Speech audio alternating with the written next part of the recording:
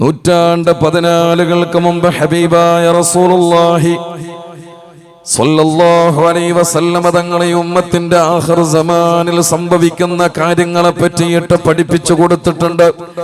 സ്വഹാബ, അന്നത്തെ കാലഘട്ടത്തിൽ ബറക്കത്ത് കുറയുന്നതാണ്. സ്വഹാബ, അല്ലാഹു ആ വിഭാഗത്തിൽ നിന്ന് അവരിൽ നിന്ന് ബറക്കത്തിനെ എടുത്തു കളയുന്നതാണ്. അവരുടെ വ്യക്തി ജീവിതത്തിലോ സമ്പാദ്യത്തിലോ സ്വത്തുക്കളിലോ അവരുടെ മുതലുകളിലോ ആരോഗ്യ മേഖലകളിലോ സാമൂഹ്യ അന്തരീക്ഷങ്ങളിലോ അവരുടെ കൃഷിയിടങ്ങളിലോ ഒന്നിലും അവർക്ക് ബറക്കത്ത് കണ്ടെത്താൻ കഴിയുന്നതല്ല. എന്നാൽ അന്നത്തെ കാലഘട്ടം എന്ന് പറയുന്നത് വളരെയേറെ സുഭിഷ്ടമായ രീതിയിൽ ജീവിച്ചു കൊണ്ടിരിക്കുന്ന, ഏറ്റവും ആർഭാടകരമായ രീതിയിൽ ജീവിച്ചു കൊണ്ടിരിക്കുന്ന സാഹചര്യവുമാണ്. പുണ്യനബിയെ സ്വല്ലല്ലാഹു അലൈഹി വസല്ലം തങ്ങള് ഇന്ന് നമ്മൾ സഞ്ചരിച്ചു കൊണ്ടിരിക്കുന്ന ഈ അവസ്ഥയെ പറ്റിയിട്ട് വളരെ കൃത്യമായി പറഞ്ഞതാണ്. അന്നവർക്ക് ധരിക്കാൻ വേണ്ടതുപോലെ വസ്ത്രങ്ങളുണ്ട് സ്വഹാബ. നല്ല പാർപ്പിടം അവർക്ക് കടന്നുറങ്ങാൻ, അന്തിയുറങ്ങാൻ, താമസിക്കാൻ അവർക്ക് നല്ല പാർപ്പിടങ്ങളുണ്ട് സ്വഹാബ. അതിനെയെല്ലാം ഓടി പിടിപ്പിക്കുന്ന രീതിയിൽ അവർക്കതിന് മാത്രമുള്ള കഴിവുകളും സമ്പാദ്യങ്ങളുമുണ്ട് സ്വഹാബ. ജീവിതത്തിന്റെ അവരെ കഴിക്കുന്ന ഭക്ഷണങ്ങളാണെങ്കിലോ അവരുടെ മുന്നിൽ, ടേബിളിന്റെ മുന്നിൽ ഭക്ഷണങ്ങൾ, വിഭവസമൃദ്ധമായ ഭക്ഷണങ്ങൾ കൊണ്ടുവന്ന് വെച്ചിട്ട് തീന്മേശകൾ ഇങ്ങനെ വിഭവസമൃദ്ധമായ ഭക്ഷണങ്ങളെ കൊണ്ട് നിറയുകയാണ് സ്വഹാബ. കടിക്കാൻ യഥേഷ്ടം ഭക്ഷണമുണ്ട്, കുടിക്കാൻ നല്ല വെള്ളമുണ്ട്, അതേപോലെ തന്നെ ധരിക്കാൻ വസ്ത്രങ്ങളുണ്ട്, താമസിക്കാൻ അവർക്ക് ഭവനങ്ങളുണ്ട്. ഇത് പറഞ്ഞിട്ട് അല്ലാഹുവിന്റെ ഹബീബായ റസൂലുള്ളാഹി സ്വല്ലല്ലാഹു അലൈഹി വസല്ലം തങ്ങള് മുന്നിലിരിക്കുന്ന സ്വഹാബത്തിനോടൊരു ചോദ്യം ചോദിക്കുകയാണ്. സ്വഹാബ, അങ്ങനെയുള്ള സൗഭാഗ്യകരമായ ഒരു കാലഘട്ടത്തെ പറ്റിയിട്ട് നിങ്ങളുടെ അഭിപ്രായം എന്താണ്? മുത്തായ റസൂലുള്ളാഹി സ്വല്ലല്ലാഹു അലൈഹി വസല്ലം തങ്ങളുടെ പരിശുദ്ധമായ നാവിൽ നിന്നും മുതിർന്നു വീഴുന്ന മണിമുത്തുകൾ അവിടുന്ന് പെറുക്കിയെടുത്ത് ശ്രദ്ധയോടെ എടുത്തിട്ട് അല്ലാഹുവിന്റെ പരിശുദ്ധരായ റസൂലുള്ളാഹി സ്വല്ലല്ലാഹു അലൈഹി വസല്ലം തങ്ങളുടെ സ്വഹാബത്തുണ്ടല്ലോ, ആ സ്വഹാബത്തെ ജീവിതത്തിലൊന്നും അവർ ഇസ്ലാം വെറുക്കുന്നത് ചെയ്തവരല്ല, അല്ലാഹ് ഇഷ്ടപ്പെടാത്തത് ചെയ്തവരല്ല, റസൂലുള്ളാഹിന്റെ മനസ്സ് വേദനിക്കുന്നത് ചെയ്തവരല്ല, അവിടത്തേക്ക് ഇഷ്ടക്കേടായി തോന്നിയിട്ടുള്ളതൊന്ന് പറയുകയോ ചെയ്യുകയോ ചെയ്തവരല്ല. അതുകൊണ്ടാണ് സ്വഹാബത്തിന്റെ ജീവിതത്തെ നിങ്ങൾ അവലംബമാക്കണമെന്ന് ഖുർആൻ നമ്മളോട് പറഞ്ഞത്. അതുകൊണ്ടാണ് സ്വഹാബത്തിന്റെ ജീവിതത്തെ നിങ്ങൾ അനുകരിക്കണമെന്ന് ഖുർആൻ പറഞ്ഞത്. ഇവിടെ എന്റെ പ്രിയപ്പെട്ട മുഅ്മിനീങ്ങളെ, ഇന്നത്തെ നൂറ്റാണ്ടിലൂടെ കടന്നു പോകുന്ന സമൂഹത്തിന് മാതൃകയാക്കാൻ പറ്റുന്നത്, പറയാൻ പറ്റുന്നത് ആരെയാണ്? അവന്റെ മൊബൈലിൽ അവൻ ഇങ്ങനെ ചെയ്തു വെച്ചിട്ടുള്ള, സബ്സ്ക്രൈബ് ചെയ്ത് വെച്ചിട്ടുള്ള ഏതൊക്കെ യൂട്യൂബ് ചാനലുകളിൽ അവന്റെ ഡ്രസ്സിന്റെയും അതേപോലെ തന്നെ ശരീരപ്രകൃതിയുടെയും അതേപോലെ തന്നെ ഭൗതികമായ ജീവിതത്തിന്റെയും കഥകൾ പറഞ്ഞുകൊണ്ട് അഭിനയിച്ചുകൊണ്ട് അവന്റെ യൂട്യൂബിൽ മുന്നോട്ട് വരുന്ന ചെറുപ്പക്കാരും ചെറുപ്പക്കാരികളുമില്ലേ? അനുകരണം അവരുടേതല്ലേ? നടത്തമായാലും ഡ്രസ്സായാലും മുടി ഷേപ്പായാലും ബോഡി ബിൽഡിംഗ് ആയാലും ശരീരത്തിൻ്റെതായാലും കടിക്കുന്ന ഭക്ഷണമായാലും ജീവിതത്തിന്റെ ഏതേത് മേഖലകൾ എടുത്ത് പരിശോധിച്ചു നോക്കിയാലും ആധുനിക തലത്തിൽ മീഡിയകൾക്ക് മുന്നിൽ വന്നുകൊണ്ട് തോന്നിയത് വിളിച്ചു പറയുന്ന ചാനലുകാരെ, അത് യൂട്യൂബ് ചാനൽക്കാര്, അവരെ അനുകരിക്കുന്ന കാലഘട്ടത്തിലല്ലേ നമ്മുടെ സമൂഹം മുന്നോട്ട് പോകുന്നത്? അറിയണേ, ഇവിടെ ഏത് കാലഘട്ടത്തിലും ഒരു മനുഷ്യന്റെ ജീവിതത്തിൽ സ്വസ്ഥതയും സമാധാനവും വിജയവും ബറക്കത്തും വേണോ? നിങ്ങൾ അനുകരിക്കേണ്ടത് ആരെയാണെന്നറിയുമോ? അഊദു ബില്ലാഹി മിനശ് ശൈത്വാനിർ റജീം. والسابقون الأولون من المهاجرين والأنصار والذين اتبعوهم بإحسان رضي الله عنهم ورضوا عنه وأعد لهم جنات تجري تحتها الأنهار خالدين فيها أبدا ذلك الفوز العظيم. ഏത് കാലഘട്ടത്തിലും ഒരു മനുഷ്യന്റെ ജീവിതത്തിൽ സമാധാനം ഉണ്ടാകണമെങ്കിൽ ദുനിയാവിലായാലും ആഖിറത്തിലായാലും അല്ലാഹുവിന്റെ പൊരുത്തം നിനക്ക് കിട്ടണമെങ്കിൽ മോനെ നീ ചെയ്യേണ്ടത് എന്താണെന്നറിയുമോ? സ്വഹാബത്തിന്റെ ജീവിതം പഠിക്കണോടാ. ഉമ്മമാരെ, നിങ്ങൾ പഠിക്കേണ്ടത് സ്വഹാബി വനിതകളുടേതാണ്. അല്ലാതെ ഇന്ന് കാണുന്ന ഓൺലൈനിൽ കാണുന്ന ഏതെല്ലാം ഫാഷനുകളുണ്ടോ അതെല്ലാം ജീവിതത്തിന്റെ ഭാഗമാക്കി കൊണ്ടുവന്നിട്ട് ഉറൂസിന് പോകുമ്പോ ലിപ്സ്റ്റിക് ഇല്ലാണ്ട് ഇറങ്ങാൻ പറ്റണില്ല, മുഖത്തിന് സൗന്ദര്യ വസ്തുക്കൾ ഉപയോഗിക്കാതെ ഇറങ്ങാൻ പറ്റണില്ല. ഉള്ള വസ്ത്രത്തിൽ ഏറ്റവും ആലങ്കാരികമായിട്ടുള്ള വർണ്ണാഭമായിട്ടുള്ള വസ്ത്രമേതാണോ അതില്ലാതെ ഉറൂസിനോ മറ്റെവിടേക്കോ ഇറങ്ങാൻ പറ്റണില്ല. സുബ്ഹാനല്ലാഹ്, ഒരു ശരീരത്തിനെ ഭംഗിയാക്കാൻ വേണ്ടിയിട്ടൊരു ദിവസം നിങ്ങൾ ഉപയോഗിക്കുന്ന പൈസ എത്രയാ, ചെലവാക്കുന്ന പണം എത്രയാ? എൻ്റെ പ്രിയപ്പെട്ട മുഅ്മിനീങ്ങളെ, മഗ്രിബിന്റെ നേരത്തെ നിസ്കാരത്തിന് പള്ളിയിൽ പോയിട്ടില്ല എങ്കിലും അവന്റെ ശരീരത്തെ സിക്സ് പാക്ക് ആക്കിയിട്ട് കൊണ്ടുപോകാൻ, ബോഡി ബിൽഡ് ചെയ്തുകൊണ്ട് കൊണ്ടുപോകാൻ വേണ്ടിയിട്ട് മഗ്രിബിന്റെയും ഇശാഇന്റെയും ഇടയിൽ പൊന്നുമോനെ ഒരു നേരത്തെ ജമാഅത്ത് മുടങ്ങിയതിൽ നിനക്ക് വേദനയില്ല. വെള്ളിയാഴ്ച ജുമുഅക്ക് പോലും ഖുത്ബ കിട്ടിയില്ലെങ്കിൽ നിനക്ക് സങ്കടമില്ല. അവിടുന്ന് ആദ്യത്തെ റക്അത്തിലെത്തിയില്ലെങ്കിലും നിനക്ക് സങ്കടമില്ല.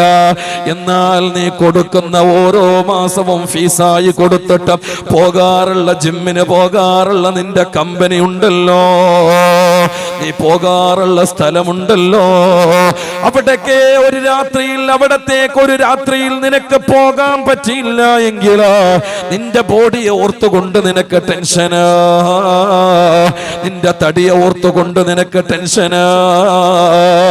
സുബ്ഹാനല്ലാഹ്, ഉമ്മമാരെ, എത്രയെത്ര വയലുകളാണ് കഴിഞ്ഞ കാലങ്ങളിൽ നെല്ലിക്കുന്ന് റൂസിന്റെയും അതേപോലെ തന്നെ മാലിക് ദിനാർ റൂസിന്റെയും പേരിൽ നമ്മൾ കേട്ടിട്ടുള്ളത്. വന്ന 90% ഉസ്താദുമാരും നിങ്ങളോട് നിസ്കാരത്തിന്റെ കാര്യത്തിൽ പറഞ്ഞിട്ടില്ലേ, സുബഹിക്ക് എണീക്കണമെന്ന് പറഞ്ഞിട്ടില്ലേ? പക്ഷേ അപ്പോഴൊന്നും ഗൗനിച്ചില്ല, ചെവി കൊടുത്തില്ല. ഇപ്പടിതാ ചെറിയ തകർച്ചകൾ ശരീരത്തിന് ആരോഗ്യത്തിന് ചെറിയ തകർച്ചകൾ വരുമ്പോ സുബഹി നേരത്തെ എണീച്ചിട്ട് നടക്കാൻ തുടങ്ങിയില്ല ഉമ്മ. അതിനു വേണ്ടിയിട്ട് അടുത്തുള്ള അയൽവാസികളെ വിളിക്കാൻ തുടങ്ങിയില്ല ഉമ്മ. പഞ്ചായത്തിന്റെ പേരിലും വാർഡിന്റെ പേരിലുമായിട്ട് എക്സസൈസ് ചെയ്യാൻ വേണ്ടിയിട്ടും അതേപോലെ തന്നെ യോഗ ചെയ്യാൻ വേണ്ടിയിട്ടോ നിങ്ങളുടെ ശരീരത്തിന്റെ വെയിറ്റ് കുറക്കാൻ, നിങ്ങളുടെ പള്ള കുറക്കാൻ, നിങ്ങളുടെ വയറ് കുറക്കാൻ, നിങ്ങളുടെ ശരീരത്തിനുള്ള തടികൾ കുറച്ചിട്ട് വേണ്ടതുപോലെ നിങ്ങൾ ആഗ്രഹിക്കുന്ന തരത്തിൽ നിങ്ങളുടെ തടിയെ ഷേപ്പ് ചെയ്യാൻ സുബഹി നേരത്തുള്ള ഉറക്കമൊടിച്ചിട്ട് നടക്കുന്ന ഈ കാലഘട്ടത്തില് അറിയുമോ, ഹബീബായ റസൂലുള്ളാഹി സ്വല്ലല്ലാഹു അലൈഹി വസല്ലം തങ്ങൾ പരിശുദ്ധരായ സ്വഹാബത്തിന്റെ മുന്നിൽ വെച്ചിട്ട് എല്ലാവിധ സുഖങ്ങളും തേടി നടക്കുന്ന, അനുഭവിച്ച് ആസ്വദിച്ചുകൊണ്ട് നടക്കുന്ന ഒരു വിഭാഗത്തിനെ ചൂണ്ടിയിട്ട് അല്ലാഹുവിന്റെ റസൂൽ സ്വഹാബത്തിനോട് ചോദിച്ചില്ലേ, സ്വഹാബാ, അന്നുള്ളവരെ പറ്റിയിട്ട് നിങ്ങളുടെ അഭിപ്രായം എന്താണ് സ്വഹാബാ? മുത്തായ റസൂലുള്ളാഹി സ്വല്ലല്ലാഹു അലൈഹി വസല്ലമ തങ്ങളോട് അവിടുന്ന് സ്വഹാബത്ത് പറഞ്ഞത്, യാ റസൂലല്ലാഹ്, ഇന്ന് ഞങ്ങൾക്ക് വേണ്ടതുപോലെ കിടന്നുറങ്ങാൻ പാർപ്പിടങ്ങളില്ല, അതേപോലെ തന്നെ ധരിക്കാൻ നല്ല വസ്ത്രങ്ങളില്ല, കഴിക്കാൻ നല്ല ഭക്ഷണങ്ങളില്ല. എന്നാൽ ഇതെല്ലാം കിട്ടുന്ന ഒരു കാലഘട്ടം ഉണ്ടായാൽ അന്ന് ഞങ്ങൾ ഉണ്ടാവുകയാണെങ്കിൽ ഇന്നത്തേതിനേക്കാളേറെ നല്ലതുപോലെ അമലുകൾ ചെയ്യാമല്ലോ നബിയേ. കൂടുതൽ നിസ്കാരത്തിന്റെ കാര്യത്തിൽ ശ്രദ്ധിക്കാമല്ലോ നബിയേ. സകാത്തിന്റെയും നോമ്പിന്റെയും പരിശുദ്ധമായ ഇസ്ലാമിന്റെ കർമ്മങ്ങളും അനുഷ്ഠാനങ്ങളും കൽപ്പനകളും എന്താണോ അതെല്ലാം കൃത്യമായ രീതിയിൽ പാലിച്ചുകൊണ്ട് മുന്നോട്ട് പോകാമല്ലോ നബിയേ. സ്വഹാബത്ത് വളരെയേറെ നിഷ്കളങ്കതയോടെ മറുപടി പറഞ്ഞപ്പോ ഈ ഉമ്മത്തിന്റെ ജീവിതത്തിലേക്ക്, അതേ 14 മുമ്പ് നമ്മുടെ ഹൃദയത്തിലേക്കും നമ്മുടെ സംസ്കാരത്തിലേക്കും ഇന്ന് ദുഷിച്ചു കൊണ്ടിരിക്കുന്ന ഈ ദുഷിച്ച ജീവിതത്തിലേക്കും 14 മുമ്പ് നോക്കിക്കൊണ്ട് അല്ലാഹുവിന്റെ റസൂൽ പറഞ്ഞത് യാഥാർത്ഥ്യമല്ലേ? ഇല്ല സ്വഹാബ, നിസ്കാരത്തിന്റെ കാര്യത്തിൽ നിങ്ങളെപ്പോലെ ആവേശം അവർക്കുണ്ടാവുകയില്ല. ഈമാനിന്റെ കാര്യത്തിൽ നിങ്ങളെപ്പോലെയുള്ള വിശ്വാസം അവർക്കുണ്ടാവുകയില്ല. സംസ്കാരത്തിന്റെ കാര്യത്തിൽ മാന്യമായ സംസ്കാരം നിങ്ങളെപ്പോലെ അവർക്കുണ്ടാവുകയില്ല. സ്വഹാബ, സയ്യിദുനാ റസൂലുള്ളാഹ് സ്വല്ലല്ലാഹു അലൈഹി വസല്ലം ഒരു കാസർഗോഡ് ജില്ലക്കാരനായ ഞാൻ തന്നെ ഈ കാസർഗോട്ടുകാരെ തന്നെ അവരെ മാത്രം പറയുവാൻ എമ്പാടുമുണ്ട്. ഇന്നലകളിലുണ്ടായിരുന്ന ആളുകള്, കഴിഞ്ഞ കാലങ്ങളിൽ ജീവിച്ചു പോയിരുന്ന ആളുകള്, അവരുടെ ജീവിതത്തിൽ എന്തുമാത്രം ആത്മീയത കൈവരിച്ചവരാണ്. ഒരു ഉറൂസിന് വരുമ്പോ ഇതുപോലെയുള്ള മഖാമുകളെ കേന്ദ്രീകരിച്ചു കൊണ്ടവര് വരുമ്പോ അവരുടെ നെയ്യത്ത് എന്താണ്? ആ മഹാനുഭാവനാണ് ഞങ്ങളുടെ ഈമാന് സംരക്ഷിക്കുന്നത്, അവരെ കാരണമാണ് അല്ലാഹു ഈമാന് സംരക്ഷിക്കുന്നത്. അതുകൊണ്ട് തന്നെ അല്ലാഹു സുബ്ഹാനഹു വ തആല നൽകിയിട്ടുള്ള ആ പരിശുദ്ധരായ ആത്മാക്കളുടെ മഹാത്മാക്കളുടെ സന്നിധിയിലും സവിധത്തിലും പോകുമ്പോ എന്തെന്നില്ലാതെ ആദരവോടെ പോകേണ്ടതല്ലേ? ഭയഭക്തിയോടെ പോകേണ്ടതല്ലേ? ഇഖ്ലാസോടെ പോകേണ്ടതല്ലേ? അതിന് നല്ല വസ്ത്രം ധരിക്കേണ്ടതല്ലേ? എന്റെ ശരീരത്തെ ശുദ്ധീകരിക്കേണ്ടതല്ലേ? എന്റെ ആത്മാവിനെ, എന്റെ കൽബിനെ ഞാൻ ശുദ്ധീകരിക്കേണ്ടതല്ലേ? നീയത്ത് നന്നാക്കിയിട്ടല്ലേ പോകാറുള്ളത്, പോയിരുന്നത്? എന്തോ ഒരു ആദരവോടെ നീയത്ത് നന്നാക്കിയിട്ട് അവര് വന്നിരുന്നത്. ഇന്ന് ആലോചിച്ചു നോക്കണേ മുഅ്മിനീങ്ങളെ, ഞാൻ സങ്കടത്തോടെ പറയാണ്, ഇവിടെ നിന്ന് 2 മക്കാമിലും സിയാറത്ത് കഴിഞ്ഞ് ഇറങ്ങുന്ന നേരത്ത് ചില ആളുകളെ കാണാനിടയായി. ആണുങ്ങളാണ്, ചെറുപ്പക്കാരാണ്, അറിയാത്തവരാണോ എന്തോ അറിഞ്ഞുകൂടാ. പെണ്ണുങ്ങളെ പോലെ മാല ധരിച്ചിട്ട് അകത്തേക്ക് കയറിയിട്ട് സിയാറത്ത് ചെയ്യുന്നവരെ ഞാൻ കണ്ടിട്ടുണ്ട്. ഇന്ന് കണ്ടവരെയാണ് ഞാൻ ഈ പറയണത്. ഇന്ന് സിയാറത്തിന് വേണ്ടിയിട്ട് വന്നവരെയാണ് ഞാൻ പറയണത്. പെണ്ണുങ്ങള് കയ്യില് ധരിക്കാറുള്ള സ്വർണ്ണാഭരണം പോലെ അതേ കയ്യിലേക്ക് ചെയിൻ ഉപയോഗിച്ചു കൊണ്ടുവന്നിട്ട്, വെള്ളി ചെയിൻ ഉപയോഗിച്ചു കൊണ്ടുവന്നിട്ട്, അല്ലെങ്കിൽ സ്റ്റീൽ ചെയിൻ ഉപയോഗിച്ചു കൊണ്ടുവന്നിട്ട്, അല്ലെങ്കിൽ എവിടുന്നയോ മോഡലായിട്ട് കെട്ടിയിട്ടുള്ള ചെയിൻ ഉപയോഗിച്ച് വന്നിട്ട് ആ കയ്യിലുള്ള ചെയിനും വെച്ചിട്ട് വന്ന് സിയാറത്ത് ചെയ്യുന്നവരെ ഞാൻ കണ്ടിട്ടുണ്ട്. സുബ്ഹാനല്ലാഹ്. മുടി വളർത്തുന്നതിന് ഇസ്ലാം എതിരല്ല, മുടി വളർത്തുന്നതിന് ഇസ്ലാം വിരോധം വെച്ചിട്ടില്ല, അത് വളർത്തണമെന്ന് പറഞ്ഞിട്ടുണ്ട്. പക്ഷേ ഇസ്ലാം അതിനൊരു ലിമിറ്റേഷൻ നൽകിയിട്ടുണ്ട്, അതിനൊരു ലിമിറ്റ് വെച്ചിട്ടുണ്ട്.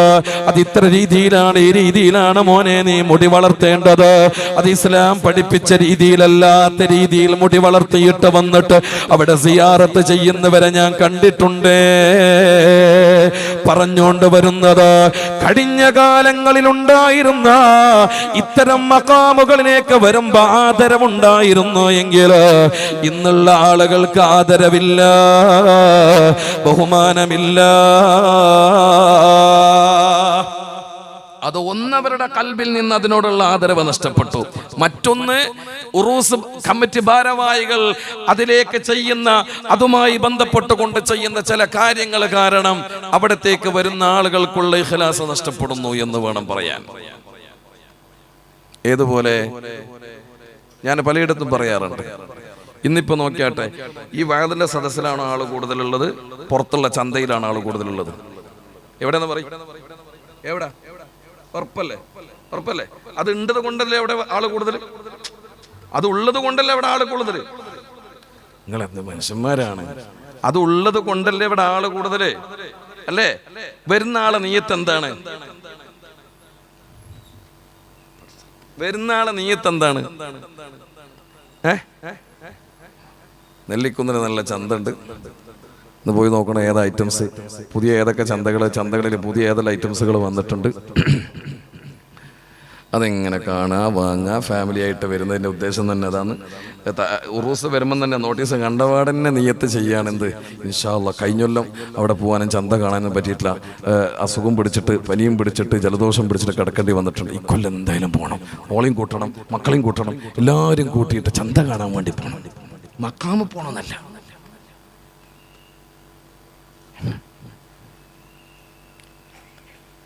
ഈ തലമുറയിലുള്ള ആളുകൾ ഇന്ന് കാണുന്നത് മഖാമിലുള്ള ആത്മീയതയല്ല, അവിടെയുള്ള ചന്തകളെയാണ്. കേൾക്കണേ, നിങ്ങളുടെ വീട്ടിലുള്ള വളർന്നു വരുന്ന നിങ്ങളുടെ കുട്ടിയുണ്ടല്ലോ, ആ കുഞ്ഞുമോനും കുഞ്ഞുമോളും കൂടുതൽ കാണുന്നത് ഇവിടെയുള്ള ആത്മീയതയല്ല, മറിച്ച് കാണുന്നത് ഇവിടെയുള്ള ഭൗതികതയാണ്. നാളുകളിൽ അവർ ആഗ്രഹിക്കുന്നതും അവർ ഉദ്ദേശിക്കുന്നതും അവർ ലക്ഷ്യം വെക്കുന്നതും അവരുടെ നിയത്തായി മാറുന്നതും ഇതുപോലെയുള്ള കച്ചവടങ്ങളാണ്. ആത്മീയതയും ഈമാനും നഷ്ടപ്പെട്ടു വരികയാണ്. ഞാൻ എൻ്റെ പ്രിയപ്പെട്ടവരോട് പറയട്ടെ, നെല്ലിക്കുന്ന പള്ളിയുടെ ഉള്ളിൽ പോയിട്ട് നിസ്കരിച്ചവർ എത്ര പേരുണ്ടെന്ന് കൈവയ്ക്കേ, ഒന്ന് കൈവയ്ക്കേ. അവിടെ നിങ്ങൾക്ക് എന്തെങ്കിലും ആ പള്ളിന്റെ ഉള്ളിൽ അത്ഭുതമായിട്ട് തോന്നി എന്തെങ്കിലും ഉണ്ടോ? എന്തെങ്കിലും? എന്ത്? കാർപ്പറ്റോ? പിന്നെയോ? അതിന്റെ മച്ച്, മരം, അതാണോ അത്ഭുതമായിട്ട്? പിന്നെന്താ? പിന്നെ ഭയങ്കര ആത്മീയതയാ. മൊബൈല് പള്ളിക്ക് ആത്മീയത ഉണ്ട്. ഈ സാധനം മുമ്പിൽ വെച്ചിട്ടല്ലേ നിസ്കരിക്കുന്നത്, എത്ര ആത്മീയത ഉണ്ടാവും നമുക്കറിയാം. അവിടെ ഒരു അത്ഭുതമുണ്ട്. ഇന്നത് ഒരു ചെറുപ്പക്കാരൻ എന്നോട് കാണിച്ചിട്ട് അത് പറഞ്ഞപ്പോൾ എനിക്ക് ഭയങ്കര സന്തോഷം തോന്നി. അള്ളാഹു ആ ചെറുപ്പക്കാരൻ്റെ ദീർഘായുസ്സും ആഫിയത്തും കൊടുക്കട്ടെ. ഞാനിങ്ങനെ ചിന്തിച്ചു പോയി, ഈ ഇരിക്കുന്ന കസേര ഉണ്ടല്ലോ, ഇരിക്കുന്ന കസേര, ആ ഇരിക്കുന്ന കസേര നിങ്ങൾ എണീച്ച് പോകുമ്പോൾ ഒന്ന് അട്ടിയിടാൻ നിങ്ങളെ കൊണ്ട് പറ്റുന്നുണ്ടോ? നിങ്ങൾ ആ മനസ്സ് കാണിക്കുന്നവരെല്ലാം അതിന് ഏൽപ്പിക്കപ്പെട്ട ആൾക്കാരില്ലേ, വളണ്ടിയർമാരില്ലേ, അവർ വെച്ചോളും. അവർ വെക്കരുതെന്നല്ല ഞാൻ പറയണത്, നിങ്ങൾ വെക്കണം എന്നല്ല ഞാൻ പറയണത്. നമുക്ക് അതിനുള്ള മനസ്സ് പോലുമില്ല. എന്നാ അതിൻ്റെ ഉള്ളിൽ കുറച്ച് തൂണുകളുണ്ട്, കരിങ്കല്ലിന്റെ തൂണുകൾ. നിങ്ങൾ കണ്ടിട്ടുണ്ടോ? തൂണും കണ്ടിട്ടില്ലേ? അത് ഇവിടെ ഉള്ളവരെ കണ്ടിട്ടുണ്ടാവും, പുറത്ത് വന്നവരെ കണ്ടിട്ടുണ്ടോ അറിയില്ല. ആ കരിങ്കല്ലിന്റെ തൂണുകള് എങ്ങനെയാ മനുഷ്യന്മാരെ അതിന്റെ ഉള്ളിൽ എത്തിയിട്ട് അതിങ്ങനെ കുത്തനെ നിൽക്കുന്നത്? ആരതിനെ കൊണ്ടുവന്ന് നിർത്തിച്ചത്? അതിനെത്ര മാത്രം ആരോഗ്യമുള്ള എത്ര ആള് കൂടി ചേർന്നാലാണ് അതവിടെ എത്തുക?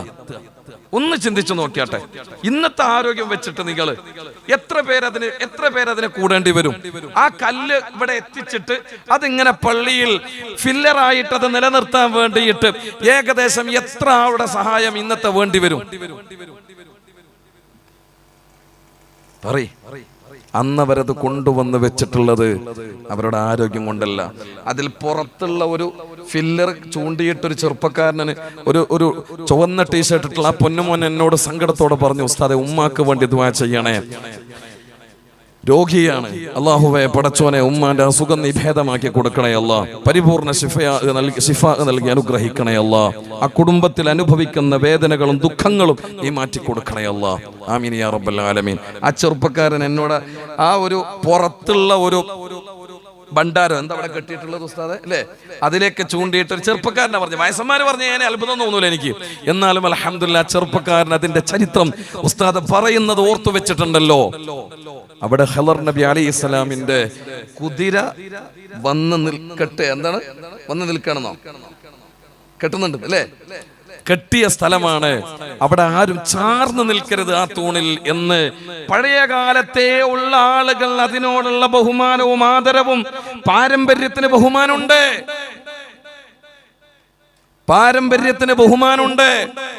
അതുകൊണ്ടാണ് സയ്യിദുനാ റസൂലുള്ളാഹി സ്വല്ലല്ലാഹു അലൈഹി വസല്ലം തങ്ങളുടെ പരിശുദ്ധമായ ഉമ്മത്ത്, ലോകത്ത് വെച്ച് ഏറ്റവും അല്ലാഹു ആദരിക്കപ്പെട്ടിട്ടുള്ള ഉമ്മത്ത് ഏതാണെന്ന് ചോദിച്ചു കഴിഞ്ഞാൽ അത് സയ്യിദുനാ റസൂലുള്ളാഹി സ്വല്ലല്ലാഹു അലൈഹി വസല്ലം തങ്ങളുടെ ഉമ്മത്തിങ്ങളാണ്. ആ ഹബീബായ നബി തങ്ങളുടെ ഉമ്മത്തിൽപ്പെട്ടവരായിട്ട് മരിച്ചാൽ മതിയെന്ന് പൂർവികരായ പ്രവാചകൻ പോലും ആഗ്രഹിച്ചിട്ടുണ്ട്. കാരണം ഈ ഉമ്മത്തിന് എത്ര വലിയ പവറുണ്ട് നിങ്ങൾക്ക് കേൾക്കണോ? ആ ഉമ്മത്ത് ഏറ്റവും വലിയ നേതാവാകുന്ന സയ്യിദുനാ റസൂലുള്ളാഹി സ്വല്ലല്ലാഹു അലൈഹി വസല്ലം തങ്ങളെ ഓർക്കുമ്പോ തലമുറകളായിട്ട് പരിശുദ്ധ ഇസ്ലാമിനെ കൈമാറിയിട്ടുള്ള പാരമ്പര്യത്തിന്റെ പിതാവ് ബഹുമാനപ്പെട്ട ഇബ്രാഹിം നബി അലൈഹി സ്വലാമിനെ അത്തഹിയ്യാത്തിൽ നമുക്ക് ഓർക്കാതിരിക്കാൻ പറ്റില്ല. ഇസ്ലാം പാരമ്പര്യത്തിന് പ്രാധാന്യം നൽകിയിട്ടുണ്ട്. പഴയ കാലത്ത് എന്തായിരുന്നു എന്നതിന് അതിന് മാത്രം പ്രാധാന്യം ഇസ്ലാം കൊടുത്തിട്ടുണ്ട്. ആ പാരമ്പര്യം ഇന്ന് തകർന്നുകൊണ്ടിരിക്കുകയാണ്. അതാണ് നേരത്തെ ബാക്കവി ഉസ്താദ് പറഞ്ഞത്. ചില യോഗങ്ങളിലൊക്കെ ഇന്നത്തെ ചില ആളുകൾ കയറി കഴിഞ്ഞാൽ എന്തിനാ 10 ദിവസത്തെ വയത്, കഴിഞ്ഞ കൊല്ലം നെല്ലിക്കുന്നതിലൊക്കെ അല്ല കഴിഞ്ഞ കാലങ്ങളിലൊക്കെ നെല്ലിക്കുന്നതിൽ എത്ര ദിവസത്തെ ഉറൂസ് ഉണ്ടാവല്? 10 11 ദിവസം. ഇപ്രാവശ്യം 11. അൽഹംദുലില്ലാഹ്. അല്ലാഹു എന്നും അതുപോലെ നിലനിർത്താൻ അല്ലേ. മാലിക്കത്തിന് അറക്കം ഉണ്ടായിരുന്നു എത്ര 40 ദിവസം അല്ലേ, ഇപ്പൊ അത് ചുരുങ്ങി ഇല്ല, 40 ദിവസം ഉണ്ട് തന്നെ അല്ലേ. നമ്മളൊന്നും അവിടെ പോകാത്തോണ്ട് പിന്നെ എത്രയാന്നുള്ളത് നമുക്ക് അറിയുന്നില്ല. കാരണം നോട്ടീസൊക്കെ നമ്മുടെ പേര് വെച്ച് നോട്ടീസ് ഇട്ടാലേ നമ്മൾ നോക്കുള്ളൂ, അല്ലെങ്കിൽ പിന്നെ നോട്ടീസ് നമ്മൾ നോക്കേണ്ട ആവശ്യമില്ലല്ലോ. അങ്ങനല്ലേ, അതങ്ങനെയാണ്. അൽഹംദുലില്ലാഹ്. അത് നിലനിർത്തി പോരുന്ന ആളുകൾ. പാരമ്പര്യമൊക്കെ തകർന്നുപോയി. ചോദ്യം ചെയ്യാൻ ആളുകൾ വരാൻ തുടങ്ങി. നിങ്ങൾ അതൊക്കെ ചെയ്തിട്ട് എന്താണ്, ഇതൊക്കെ ചെയ്തിട്ട് എന്താണ്? ഓരോന്നിനും ചോദ്യങ്ങളാണ്. ചെറുപ്പക്കാരുടെയും ചെറുപ്പക്കാരികളുടെയും മനസ്സുകള് ചോദ്യശകലങ്ങളെ കൊണ്ട് നിറയുകയാണ്. ഏത് കാര്യങ്ങൾ ഇസ്ലാമിന്റെ വന്നാലും അതിനെ ചോദ്യം ചെയ്യുകയാണ്. എന്തുവായിക്കോട്ടെ, മുത്തായ റസൂലുള്ളാഹ് സ്വല്ലല്ലാഹു അലൈഹി വസല്ലം തങ്ങള് അവിടെ നദാ സ്വഹാബത്തിനോട് പറയുകയാണ്, ഇല്ല സ്വഹാബാ, ഇന്നത്തെ പോലെ ഈമാൻ അന്നുള്ളവർക്കുണ്ടാവുകയില്ല. ചുരുങ്ങി വന്നു മുഅ്മിനീങ്ങളെ, വിശ്വാസം കുറഞ്ഞു വന്നു. ഒരു ഭാഗത്തതാ ഒരു വീട്ടില് 4-5 മക്കളുണ്ട് എങ്കിൽ ഒരുത്തന് യഥാർത്ഥ സുന്നിയാണ്, മറ്റോന് ബിദഇയാണ്, മറ്റൊരുത്തന് സലഫിയാണ്, വേറൊരുത്തന് വഹാബിയാണ്. അതിൽ തന്നെ 8ൽപ്പെട്ട 8ഓളം പാർട്ടികളുള്ളവനാണ്. സുബ്ഹാനല്ലാഹ്. ഒരു കുടുംബത്തിൽ അതേപോലെ തന്നെ വന്നുകൊണ്ടിരിക്കുകയാണ്. നിരീശ്വരവാദിയായിട്ട് ആണോ പെണ്ണോ വളർന്നു വരികയാണ്. ലിബറലിസവും അതേപോലെ തന്നെ ഫെമിനിസവും നമ്മുടെ കുടുംബത്തെ വല്ലാതെ അങ്ങ് കാർന്നു തിന്നുമ്പോ അറിയണേ, ഞാൻ പറഞ്ഞുകൊണ്ട് വരുന്നത് ജീവിതത്തെ കുറിച്ച് നമ്മളെ പഠിക്കണം, അള്ളാഹിനെ കുറിച്ച് ഓർമ്മയുണ്ടാകണം, പരിശുദ്ധമായ മതത്തെ കുറിച്ച് ഓർമ്മയുണ്ടാകണം, ദീനിനോട് പ്രതിബദ്ധതയുണ്ടാകണം. അള്ളാഹുവിന്റെ പരിശുദ്ധമായ ദീനിനെ സംരക്ഷിക്കേണ്ടത് നമ്മുടെ ബാധ്യതയാണ് എന്നുള്ള ഓർമ്മയുണ്ടാകണം, ബോധ്യമുണ്ടാകണം. അള്ളാഹു ആ വിഭാഗത്തിൽ നമ്മെ ഉൾപ്പെടുത്തി അനുഗ്രഹിക്കട്ടെ. പരിശുദ്ധരായ റസൂലുള്ളാഹി സ്വല്ലല്ലാഹു അലൈഹി വസല്ലം തങ്ങളുടെ സ്വഹാബത്താണല്ലോ അതിന് നമുക്ക് മാതൃക. അവരെ പഠിപ്പിച്ചു തന്ന മാർഗവും അവരെ കാണിച്ചു തന്ന വഴിയും അതിനെ അനുകരിക്കുക എന്നുള്ളതാണല്ലോ നമ്മുടെ ജീവിതം. അതാണ് നമുക്ക് വേണ്ടത്, അതാണ് രക്ഷപ്പെടാനുള്ള മാർഗവും. അത് തന്നെയാണ് പരിശുദ്ധമായ ഖുർആൻ അനുധാവനം ചെയ്യണമെന്ന് പഠിപ്പിച്ചിട്ടുള്ളതും. അല്ലാഹു സുബ്ഹാനഹു വ തആല ആ വിഭാഗത്തിൽ നമ്മെ ഉൾപ്പെടുത്തി അനുഗ്രഹിക്കട്ടെ. ആമീൻ യാ റബ്ബൽ ആലമീൻ. എല്ലാ മേഖലയിലും ബറക്കത്ത് കുറഞ്ഞു, എല്ലാ മേഖലയിലും ബറക്കത്ത് കുറഞ്ഞു. അവസാനിന് ബറക്കത്ത് ഉണ്ടാകാൻ വേണ്ടിയിട്ട് ചിലതിൽ ദുആ ചെയ്യാൻ അല്ലാഹുവിൻ്റെ ഹബീബായ റസൂലുള്ളാഹി സ്വല്ലല്ലാഹു അലൈഹി വസല്ലം തങ്ങൾ പഠിപ്പിച്ചിട്ടുണ്ട്. ആ മേഖലയിലെല്ലാം ബറക്കത്ത് കുറഞ്ഞുകൊണ്ട് വരുന്നത് കൊണ്ട് ഇന്ന് ഏറ്റവും അനിവാര്യമായ മേഖലകളാണ് 5 മേഖലകൾ. സയ്യിദുനാ റസൂലുള്ളാഹി സ്വല്ലല്ലാഹു അലൈഹി വസല്ലം നിങ്ങൾക്ക് വേണമെങ്കിൽ ആ ദുആ പഠിക്കാം, വേണമെങ്കിൽ ദുആ ചെയ്യാം. ബറക്കത്തോടുകൂടെ ജീവിക്കാനും ഈമാനോടുകൂടെ മരിക്കാനും അല്ലാഹു തൗഫീഖ് ചെയ്യട്ടെ. അതിന് വേണ്ടിയിട്ട് ഹബീബായ റസൂലുള്ളാഹി സ്വല്ലല്ലാഹു അലൈഹി വസല്ലം തങ്ങൾ പറയാണ്, മുഅ്മിനീങ്ങളെ നിങ്ങൾ ഈ ദുആ ചെയ്യണം. അല്ലാഹുമ്മ ബാരിക് ലനാ ഫീ അസ്മാഇനാ വ അബ്സാരിനാ വ ഖുലൂബിനാ വ അസ്വാജിനാ വ ദുർരിയാതിനാ വതുബ് അലൈനാ ഇന്നക അൻതത് തവ്വാബുർ റഹീം. ഒരു വിശ്വാസി അല്ലാഹുവിനോട് പ്രാർത്ഥിക്കുന്നതിൽ പരിശുദ്ധരായ റസൂലുള്ളാഹി സ്വല്ലല്ലാഹു അലൈഹി വസല്ലം തങ്ങൾ വളരെ മനോഹരമായി പഠിപ്പിച്ചിട്ടുള്ള ദുആയാണ് അല്ലാഹുമ്മ ബാരിക് ലനാ ഫീ അസ്മാഇനാ. പടച്ചോനെ ഞങ്ങളുടെ കേൾവിയിൽ ഞങ്ങൾക്ക് നീ ബറക്കത്ത് നൽകണേ അല്ലാഹ്. എന്താ കേൾവിയിലുള്ള ബറക്കത്ത് എന്ന് പറഞ്ഞാൽ എല്ലാ ഭാഗവും പറയാൻ നേരമില്ല. ഇതിൻ്റെയൊക്കെ ഒരു ഭാഗം മാത്രമേ ഞാൻ പറഞ്ഞു പോകുന്നുള്ളൂ. നല്ലത് മാത്രം കേൾക്കാനുള്ള തൗഫീഖ് ഉണ്ടാവുക. ചെവി കൊണ്ട്, അവന്റെ കാതുകൊണ്ട് അള്ളാഹു അവനക്ക് കേൾക്കാനുള്ള കഴിവ് കൊടുത്തിട്ടുണ്ട് എങ്കിൽ ആ കഴിവ് കൊണ്ട് നല്ലത് മാത്രം കേൾക്കാൻ കഴിയില്ല. സുന്നത്ത് ജമാഅത്തിന്റെ ആശയാദർശം മുറുകെ പിടിക്കുന്ന നമുക്ക് നമ്മുടെ മുശ്രിക്കാക്കുന്ന ഒരു വിഭാഗം ഇവിടെ ഉണ്ട് എന്നുള്ളത് ഉറപ്പാണ്. നമ്മുടെ തറാവീഹ് ശരിയല്ല, നമ്മുടെ ജുമുഅ ശരിയല്ല, നമ്മുടെ നേർച്ചകൾ കഴിക്കുന്നത് ശരിയല്ല, മക്കാമിൽ പോകുന്നത് ശരിയല്ല. ഓരോന്നിനും കൃത്യമായ രീതിയിൽ ഉദാഹരണങ്ങൾ വെച്ചുകൊണ്ട് നേരത്തെ ബഹുമാനപ്പെട്ട ബാക്കവി ഉസ്താദ് സംസാരിച്ചു. ഞാൻ അതിലേക്ക് കിടക്കുകയല്ല. ഞാൻ നിങ്ങളോട് പറയുന്നത് ഇതൊക്കെ ഉണ്ടാകുമ്പോഴും നമ്മളിലൊരു മൃദു സമീപനം അവരോട് നമുക്ക് ഉള്ളിൻ്റെ ഉള്ളിൽ തോന്നിക്കൊണ്ട് നടക്കുന്ന ഒരു വിഭാഗം നമ്മുടെ കൂടെ ഉണ്ട്. അവരൊക്കെ പറയുന്നത് ശരിയല്ലേ, ഓല് പറയുന്നതും ശരിയല്ലേ, അതും നമ്മൾ കേൾക്കാറുണ്ട് ഉസ്താദെ. ഓല് പറയുന്നതും കേൾക്കാറുണ്ട്. ഇപ്പൊ ഹുസൈൻ സലഫിന്റെ ആയിക്കോട്ടെ, ബാലുശ്ശേരിന്റെ ആയിക്കോട്ടെ, സിറാജിൻ്റെതായിക്കോട്ടെ, ഒക്കെ ഞാൻ കേൾക്കാറുണ്ടെന്ന് പറയുന്നവരുണ്ട്.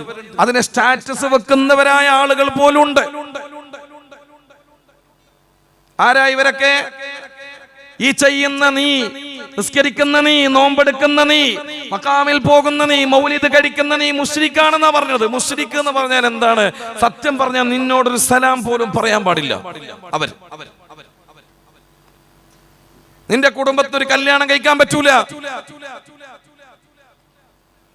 വിവാഹ ബന്ധങ്ങൾ നടത്താൻ പറ്റൂല, നീയുമായിട്ട് നിസ്കാരത്തിൽ തുടരാൻ പറ്റൂല. കാരണം നീ എന്റെ വിശ്വാസത്തിൽ മുശ്രിക്കാണ്. മുശ്രിക്ക് എന്ന് പറഞ്ഞാൽ എന്താ? ഇസ്ലാമിൽ നിന്ന് പുറത്ത്. അത് മനസ്സിലായിട്ടില്ല ഇതുവരെ. മുശ്രിക്ക് എന്ന് പറഞ്ഞാൽ ഇസ്ലാമിൽ നിന്ന് ഒന്ന് പറയും കൂട്ടരെ, ഇസ്ലാമിൽ നിന്ന് നിങ്ങൾ പുറത്ത്, മുസ്ലിം അല്ല എന്ന് തന്നെ. ഏതെങ്കിലും ഒരു വഹാബിയുടെ ക്ലിപ്പുകൾ നിങ്ങൾ കിട്ടുകയാണെങ്കിൽ, കേൾക്കുകയാണെങ്കിൽ, നിങ്ങളെ പറ്റിയിട്ടവൻ മുശ്രിക്ക് എന്നൊരു പ്രയോഗം മക്കാമിൽ പോകുന്നവരെ, മഹാന്മാരെ വിളിച്ച് പ്രാർത്ഥിക്കുന്നവരെ, മൗലീദ് കഴിക്കുന്നവരെ, പരിശുദ്ധമായ മദീനയോട് ആദരവും ബഹുമാനവും നിലനിർത്തിയിട്ട് പുണ്യ ഹബീബിന്റെ ചാര എത്തണമെന്ന് ആഗ്രഹിക്കുന്നവരെ ഏതെങ്കിലും ഒരുത്തൻ ചെയ്യുന്നത് ശിർക്കാണ് എന്ന് പറയുകയാണെങ്കിൽ അതിനർത്ഥം നിങ്ങൾ ഇസ്ലാം നിന്ന് പുറത്ത് എന്നാണ് കൂട്ടരെ. എന്നിട്ട് നമ്മൾ അവരോട് കാണിക്കുന്ന മൃദു സമീപനം ശരിയല്ല. അള്ളാഹു ആ വിരോധം തിരിച്ചു കാണിച്ചുകൊണ്ട് സുന്നത്ത് ജമാഅത്തിന്റെ പാതയിൽ നമുക്ക് ഉറച്ചു നിന്ന് ആ വഴിയിലേക്ക് ആളുകളെ കൊണ്ടുവരാൻ നമുക്ക് തൗഫീഖ് നൽകട്ടെ. തൗഫീഖ് നൽകട്ടെ. ഈമാൻ ഉറച്ചതാകണം, വൈകല്യങ്ങൾ ഉണ്ടാകരുത്. തകർച്ചകൾ ഉണ്ടാകരുത്, അതിന് വിള്ളലുകൾ ഉണ്ടാകരുത്. സൂക്ഷിക്കണം നമ്മൾ. ആഖിബത്ത് എപ്പോഴാണ് മോശമാകുന്നത് പറയാൻ പറ്റൂല. അതുകൊണ്ടാണ് മുത്തായ റസൂലുള്ളാഹി സ്വല്ലല്ലാഹു അലൈഹി വസല്ലം തങ്ങളെ പഠിപ്പിച്ചത്, യാ മുഖല്ലിബൽ ഖുലൂബ് സബ്ബിത് ഖൽബി അലാ ദീനിക്. നിങ്ങൾ എപ്പോഴും ദുആ ചെയ്തുകൊണ്ടേയിരിക്കണം, ദുആ ചെയ്തുകൊണ്ടേയിരിക്കണം. യാ മുഖല്ലിബൽ ഖുലൂബ് സബ്ബിത് ഖൽബി അലാ ദീനിക്. അല്ലാഹു ആ വിശ്വാസത്തിൽ നമ്മെ ഉറപ്പിച്ചു തരട്ടെ. പ്രിയപ്പെട്ടവരെ, കേൾക്കേണ്ടതാണ് നമ്മൾ കേൾക്കേണ്ടത്. ഒന്ന്, ആദർശത്തിന്റെ വിഷയത്തിലുള്ള കേൾവിയാണ്. അത് ഈമാൻ തകർക്കുന്നതും നിലനിർത്തുന്നതുമായ കാര്യങ്ങളാണ്. ഈമാൻ നിലനിർത്തുന്ന കാര്യം എന്ന് പറയുന്നത് സുന്നത്ത് ജമാഅത്തിന്റെ ആശയാദർശമാണ്. അതിന് വിരുദ്ധമായി പറയുന്നവരും പ്രവർത്തിക്കുന്നവരും അത് ഈമാൻ തകർക്കുന്നവരാണ്. ആ വഴിയിലൂടെ നമ്മൾ കടന്നു പോകാൻ പാടില്ല, അത് കേൾക്കാൻ പാടില്ല. മറ്റൊന്നോ മറ്റൊരാളെ പറ്റിയിട്ടുള്ള ഫിത്നകളാണ്, കുറ്റപ്പറച്ചിലുകളാണ്. വൈകുന്നേരമൊക്കെ പുരയിൽ നിന്ന് 4 മണിക്കുള്ള ബാങ്കിന് 3:57 ബാങ്കിന് 3:45 തന്നെ വീട്ടിൽ നിന്ന് ഇറങ്ങുന്ന ചില വയസ്സന്മാരുണ്ട്. എന്നിട്ട് 4 മണിക്ക് അസുറം കഴിഞ്ഞിട്ട് ഇങ്ങനെ ഔക്കറിന്റെ പീടിയയിലും പോക്കറിന്റെ പീടിയയിലും മമ്മസ്റ്റാന്റെ പീടിയയിലൊക്കെ പോയിട്ടൊരു കട്ടൻ ചായയും കുടിക്കുക, 4 ആളെ ഫിത്നയും പറയാ. എന്തോ ഒരു റാഹത്താന്നറിയോ. ഒന്നുകിൽ ഏതെങ്കിലും കടയിൽ പോയിരുന്നിട്ട്, തട്ടുകടയിൽ പോയിരുന്നിട്ട് കട്ടൻ ചായയും ഫിത്ന കടിയും, അല്ലെങ്കിൽ ഏതെങ്കിലും പള്ളിയുടെ സ്റ്റെപ്പിൽ ഇരുന്നിട്ട് ഒന്നുകിൽ മുദരിസിനെ പറ്റി, അല്ലെങ്കിൽ ഖതീബിനെ പറ്റി, അല്ലെങ്കിൽ മുത്തഅല്ലിമീങ്ങളെ പറ്റി, അല്ലെങ്കിൽ കമ്മിറ്റിക്കാരെ പറ്റി പറയാനുണ്ടാവും. ഇത് കേൾക്കാനായിട്ട് കുറെ എണ്ണം തിരുത്തി കൊടുക്ക, കേട്ടിട്ട് തിരുത്തി കൊടുക്കാൻ. എടാ അങ്ങനെയല്ലാതെ ഇങ്ങനെയാണ് എന്നുള്ളത് തിരുത്തി കൊടുക്ക. ഫിത്നയാണ് ഈ പറയണത്. ഇനി ഇതൊന്നുമല്ല, നിങ്ങൾ നേരിട്ട് കേൾക്കുന്ന ഫിത്നകളൊക്കെ ഇപ്പൊ പോയി. നേരിട്ട് ഒരാളെ ഫിത്ന കേൾക്കാൻ വേണ്ടിയിട്ട് എൻ്റെ അടുത്ത് നിന്നിട്ട് മറ്റൊരാൾ ചെവിയിൽ വന്നിട്ട് പറഞ്ഞു തരേണ്ട ആവശ്യമില്ല. ഈ സാധനം കയ്യിലുണ്ടായാൽ മതി. വേറൊരാൾ എനിക്ക് ഇങ്ങോട്ട് അയച്ചു തന്നൊരു മെസ്സേജ് മറ്റൊരുത്തനെ പറ്റിയിട്ട് ഇരുന്ന് കേൾക്കന്നെ. ഗ്രൂപ്പിലൊക്കെ, വാട്സപ്പ് ഗ്രൂപ്പിലൊക്കെ നമ്മുടെ കൂട്ടത്തിൽ പലരും ഉണ്ട്, പല ഗ്രൂപ്പിലുണ്ട്. എന്നിട്ട് പറയും, ഞാനൊന്നും പ്രതികരിക്കലില്ല ഉസ്താദെ, പക്ഷെ അതിലെപ്പോഴും ഇടക്കിടക്ക് കുഴപ്പമുണ്ടായിട്ടുണ്ട്. ആ കുഴപ്പമൊക്കെ ഞാൻ കേൾക്കും. കേൾക്കാൻ നല്ല സുഖാന്ത, രാത്രി ഉറങ്ങുമ്പോ കേൾക്കാൻ, കേട്ട് ഉറങ്ങാൻ. ഫിത്ന കേട്ടിട്ട് ഉറങ്ങാൻ നല്ല സുഖമാണ്. ആണുങ്ങളുടെ കൂട്ടത്തിൽ പെണ്ണുങ്ങളുടെ കൂട്ടത്തില് ഫിത്നകൾക്ക് ചെവി കൊടുക്കുന്ന ആളുകളെ പരിശുദ്ധരായ റസൂലുള്ളാഹി സ്വല്ലല്ലാഹു അലൈഹി വസല്ലം തങ്ങളുടെയും സ്വഹാബത്തിന്റെയും ജീവിത രീതി എങ്ങനെയാണെന്നറിയണോ? ഒരു ദിവസം ഹബീബായ റസൂലുള്ളാഹി സ്വല്ലല്ലാഹു അലൈഹി വസല്ലം തങ്ങളും അവിടുത്തെ സ്വഹാബത്ത് റളിയല്ലാഹു അൻഹുവിന്റെ കൂട്ടത്തിൽ നിന്ന് സയ്യിദുനാ അബൂബക്കർ സിദ്ദീഖ് റളിയല്ലാഹു അൻഹുവും സയ്യിദുനാ ഉമർ ഇബ്നുൽ ഖത്താബ് റളിയല്ലാഹു അൻഹുവും ഒരു യാത്രക്ക് വേണ്ടിയിട്ട് അവർ ഒരുങ്ങുകയാണ്. ആ ഒരുക്കത്തിനിടയിൽ അവർക്ക് ഭക്ഷണ സാധനങ്ങളും മറ്റുമൊക്കെ ക്രമീകരിക്കാനും അതേപോലെ തന്നെ സഹായം ചെയ്തു കൊടുക്കാനും വേണ്ടിയിട്ട് മറ്റൊരാളെയും കൂടെ കൂട്ടുകയാണ്. അങ്ങനെ 4 പേരും അവരെ യാത്ര തുടരുകയാണ്. വഴിമധ്യേ അവരെ വിശ്രമിക്കാനിരുന്നു. വിശ്രമം കഴിഞ്ഞ് ഉറക്കിൽ നിന്നുണർന്നിട്ട് അബൂബക്കർ സിദ്ദീഖ് റളിയല്ലാഹു അൻഹു ഉമർ റളിയല്ലാഹു അൻഹുവും രണ്ടാളും കഴിക്കാനുള്ള ഭക്ഷണം റെഡിയായിട്ടുണ്ടോ എന്ന് ചെന്ന് നോക്കുമ്പോ സഹായത്തിനായി കൂടെ കൂട്ടിയിട്ടുള്ള ആള്, ഭക്ഷണം പാചകം ചെയ്യാൻ വേണ്ടിയിട്ട് കൂടെ കൂട്ടിയിട്ടുള്ള ആള് നല്ല ഉറക്കിലാണ്. ഇയാളിങ്ങനെ നന്നായി ഉറങ്ങുന്നത് കണ്ടപ്പോ പരിശുദ്ധരായ സ്വഹാബത്ത് റളിയല്ലാഹു അൻഹുമാ അബൂബക്കർ തങ്ങളോ ഉമർ തങ്ങളോ രണ്ടിലൊരാളെ പറഞ്ഞു, ഇയാള് ഭയങ്കര ഉറക്കിന്റെ ആളാണല്ലോ. ഒരാളെ പറഞ്ഞുള്ളൂ, മറ്റാളത് കേട്ടതാണ്. ഒരാളത് പറഞ്ഞപ്പോ മറ്റാളത് കേട്ടതാണ്. അറിയണേ, അയാളെ വിളിച്ചുണർത്തുന്നു, ഭക്ഷണം റെഡിയാക്കുന്നു. ഹബീബായ റസൂലുള്ളാഹി സ്വല്ലല്ലാഹു അലൈഹി വസല്ലം തങ്ങളുടെ മുന്നിൽ കൊണ്ടുവന്ന് വെക്കുന്നു. ഭക്ഷണം എടുത്തിട്ട് അവരെ കറി എടുക്കാൻ വേണ്ടിയിട്ട് സ്വഹാബത്തെ കറി അങ്ങ് എടുക്കാൻ വേണ്ടിയിട്ട് അല്ലാഹുവിന്റെ റസൂലിന്റെ മുന്നിലുള്ള കറിപാത്രത്തിലേക്ക് കൈ നീട്ടിയപ്പോ അവരെ കയ്യങ്ങ് പിടിച്ചു. അല്ലാഹുവിന്റെ റസൂല് പറഞ്ഞു, സ്വഹാബ നിങ്ങൾക്ക് കറിയുടെ ആവശ്യമില്ലല്ലോ, ധാരാളം മാംസങ്ങൾ നിങ്ങളുടെ പല്ലിൽ ഞാൻ കാണുന്നുണ്ട് സ്വഹാബ. യാ റസൂലല്ലാഹ്, ഞങ്ങളതിന് കറി എടുത്തിട്ടില്ലല്ലോ നബിയേ, ഞങ്ങൾ മാംസം എടുത്തിട്ടില്ലല്ലോ നബിയേ, ആദ്യമായിട്ട് എടുക്കാൻ പോവുകയല്ല, പിന്നെ എങ്ങനെയാ ഞങ്ങളുടെ പല്ലിൽ മാംസം കാണുന്നത്? ഹബീബായ നബി തങ്ങളെ പറയുകയാണ്, സ്വഹാബ നേരത്തെ നിങ്ങളെ മറ്റവരെ പറ്റിയിട്ട് പറഞ്ഞില്ലേ ആള് ഭയങ്കര ഉറക്കിന്റെ ആളാണ് എന്ന്, അത് പറഞ്ഞത് മോശമായി പോയി സ്വഹാബ.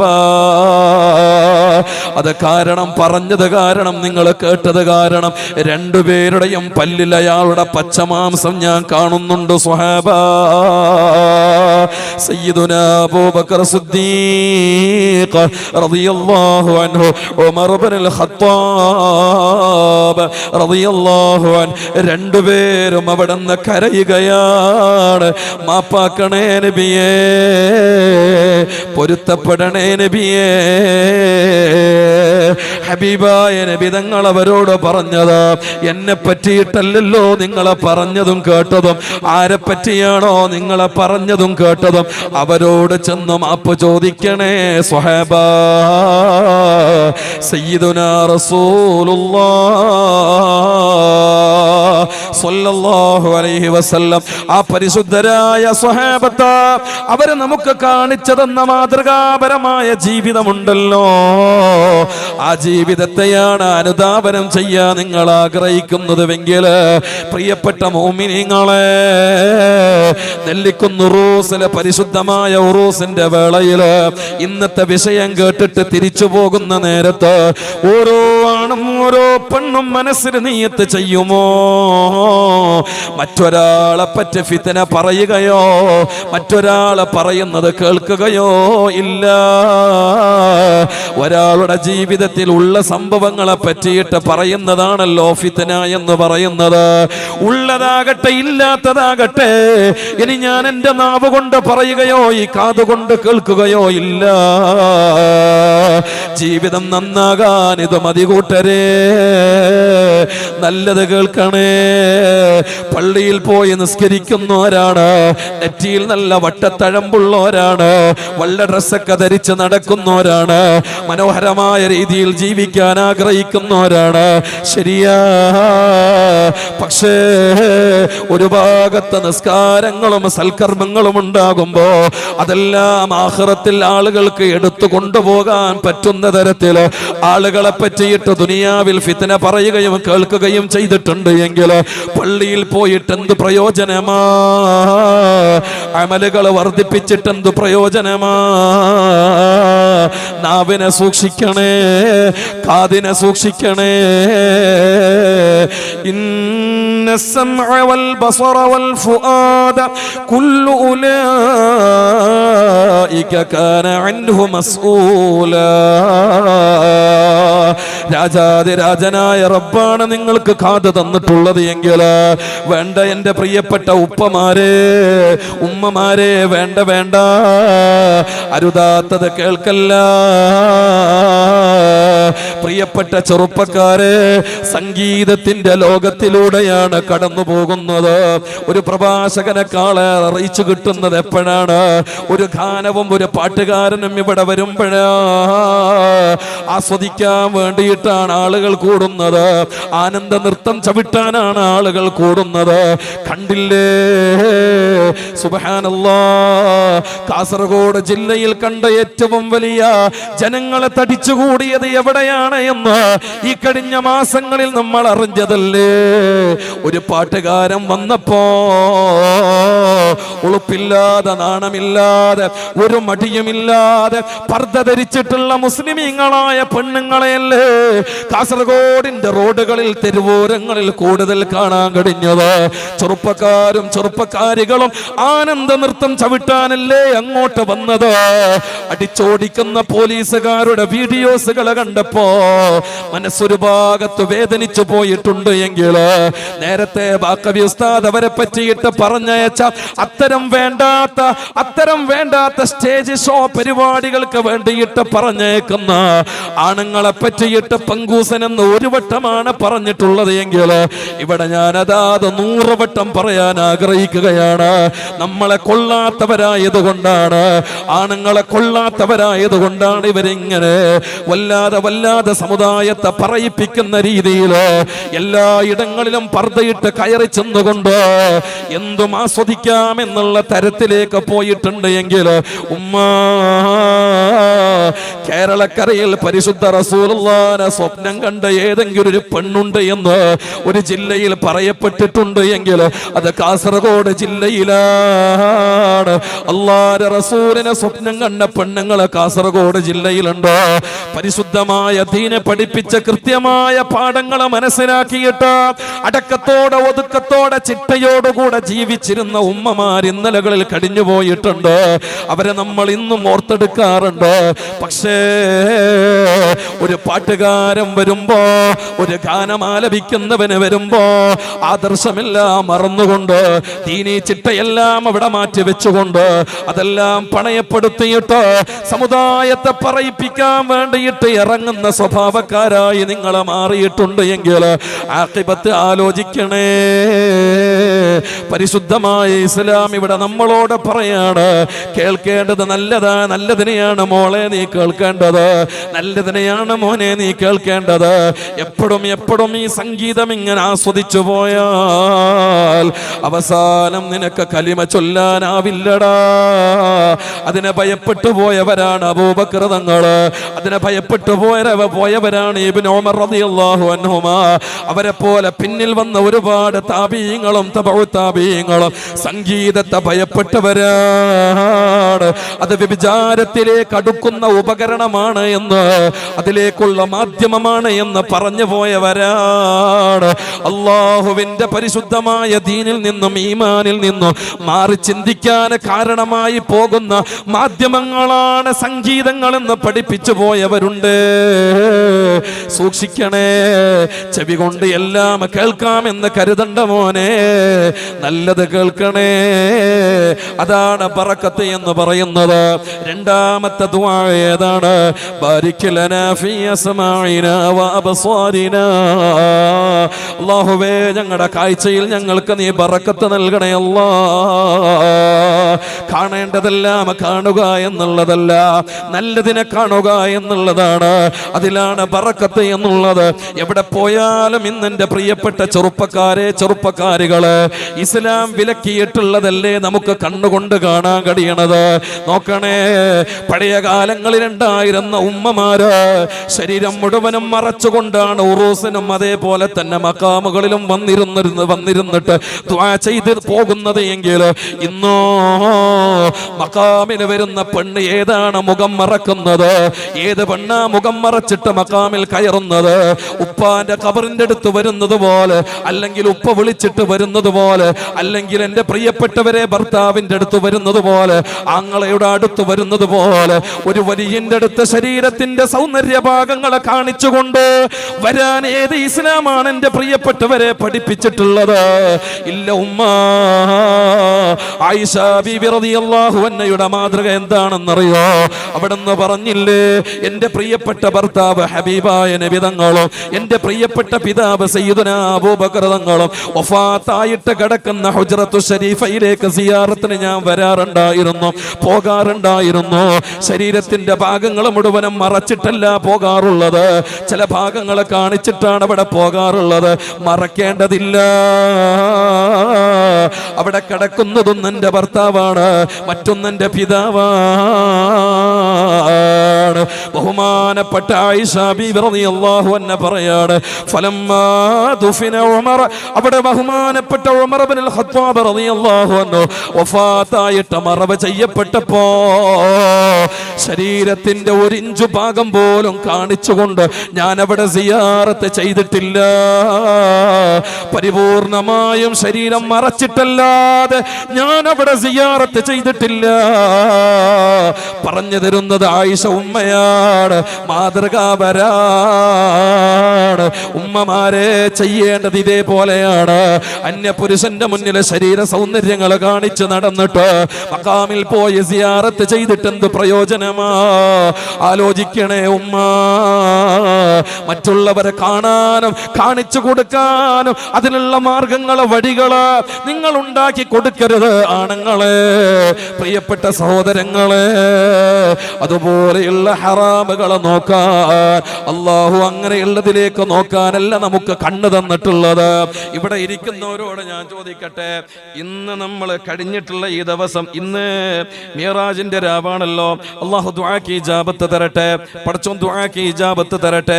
മരിക്കുന്നതുവരെ ഓരോ വഖത്ത് നമസ്കാരങ്ങളും നഷ്ടപ്പെടാതെ കൃത്യമായ രീതിയിൽ നിസ്കരിക്കാൻ, മുറ തെറ്റാതെ നിസ്കാരത്തിന്റെ കാര്യത്തിൽ ശ്രദ്ധിക്കാൻ അള്ളാഹു നമുക്ക് തൗഫീഖ് നൽകട്ടെ.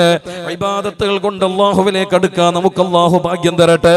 മുഅ്മിനീങ്ങളെ, ഞാൻ ഒന്ന് ചോദിച്ചോട്ടെ, ഇന്നത്തെ ഈ ജുമുഅ ദിവസം ഉണ്ടല്ലോ, കഴിഞ്ഞ ജുമുഅ പകൽ, ആ പകലിൽ ഉസ്താദേ ഞാൻ ഇന്ന് അൽ കഹ്ഫ് ഓദീനി എന്ന് പറയാൻ മാത്രമുള്ള എത്ര പേര് കൈ ഉയർത്തും? ഞാൻ ഇന്ന് അൽ കഹ്ഫ് ഓതിയിട്ടുണ്ട്, മുസാഫ് എടുത്തിട്ട് ഞാൻ അൽ കഹ്ഫ് ഓതിയിട്ടുണ്ട്. എത്ര പേരൊന്ന് കൈ ഉയർത്തും നോക്കട്ടെ? മാഷാ അല്ലാഹ്, അൽഹംദുലില്ലാഹ്. സത്യം പറഞ്ഞല്ല, ചില ആളുകളെ നേരം കിട്ടുന്നില്ല അല്ലേ, മുസാഫ് എടുക്കാൻ നേരമില്ല. നോക്കണേ, പള്ളികളിൽ ഏറ്റവും കൂടുതൽ കാണാൻ കഴിയുന്നത് മുസാഫാണ്. ഓരോരുത്തരും ഗൾഫിൽ നിന്ന് വരുമ്പോ എന്റെ വക 10 മുസാഫ് നെല്ലിക്കുന്ന് പള്ളിയിലേക്ക്, മാലിക്ദിനാർ പള്ളിയിലേക്ക് കൊടുക്കുകയാണ്. എന്നാൽ ഞാൻ ഇതുവരെ 15 മുസാഫ് ഇതൊക്കെ പള്ളിയിലേക്ക് കൊടുത്തിട്ടുണ്ട് എന്നല്ലാതെ അതിൽ നിന്നൊരു മുസാഫ് എടുത്തിട്ടൊരു കൊല്ലത്തിൽ ഒരു വട്ടമെങ്കിലും ഞാൻ ഓതിയിട്ടില്ല. അതാണ് അതിന്റെ സത്യം. ഗൾഫിൽ നിന്ന് വരുമ്പോ 15 മുസാഫ് കൊണ്ടുവന്ന്, ഉംറക്ക് പോയിട്ട് വരുമ്പോഴൊക്കെ മുസാഫ് കൊണ്ടുവന്നു, പല പല പള്ളികളിലേക്കും ഹദിയ ചെയ്തു, വഖഫ് ചെയ്തു, ഒക്കെ ശരിയാണ്. അതിൽ നിന്ന് ഒന്നെടുത്തിട്ട് പാരായണം ചെയ്യാൻ ഒരു ദിവസത്തിൽ ഒരു വട്ടമെങ്കിലും എന്റെ കണ്ണിന് പറ്റിയിട്ടില്ല. പരിശുദ്ധമായ ഖുർആനിലേക്കൊന്ന് നോക്കാൻ എന്റെ കണ്ണിന് ഇതുവരെ കഴിഞ്ഞിട്ടില്ല. എന്നാ 24 മണിക്കൂറിൽ 5 മണിക്കൂർ 6 മണിക്കൂറോ ഉറങ്ങിക്കഴിഞ്ഞ് ബാക്കി കിട്ടിയ സമയത്ത് ഉറക്കം നീച്ച പാട് ഞാൻ നോക്കിയത് വാട്സപ്പാണ്. കുറച്ച് കഴിഞ്ഞിട്ട് ഇൻസ്റ്റഗ്രാം, പിന്നെ ഫേസ്ബുക്കിലായി. ഞാൻ ഒരു ദിവസം ഇത് നോക്കാണ്ട് എനിക്ക് ഉറങ്ങാൻ കഴിയില്ല, വിശ്രമമില്ല.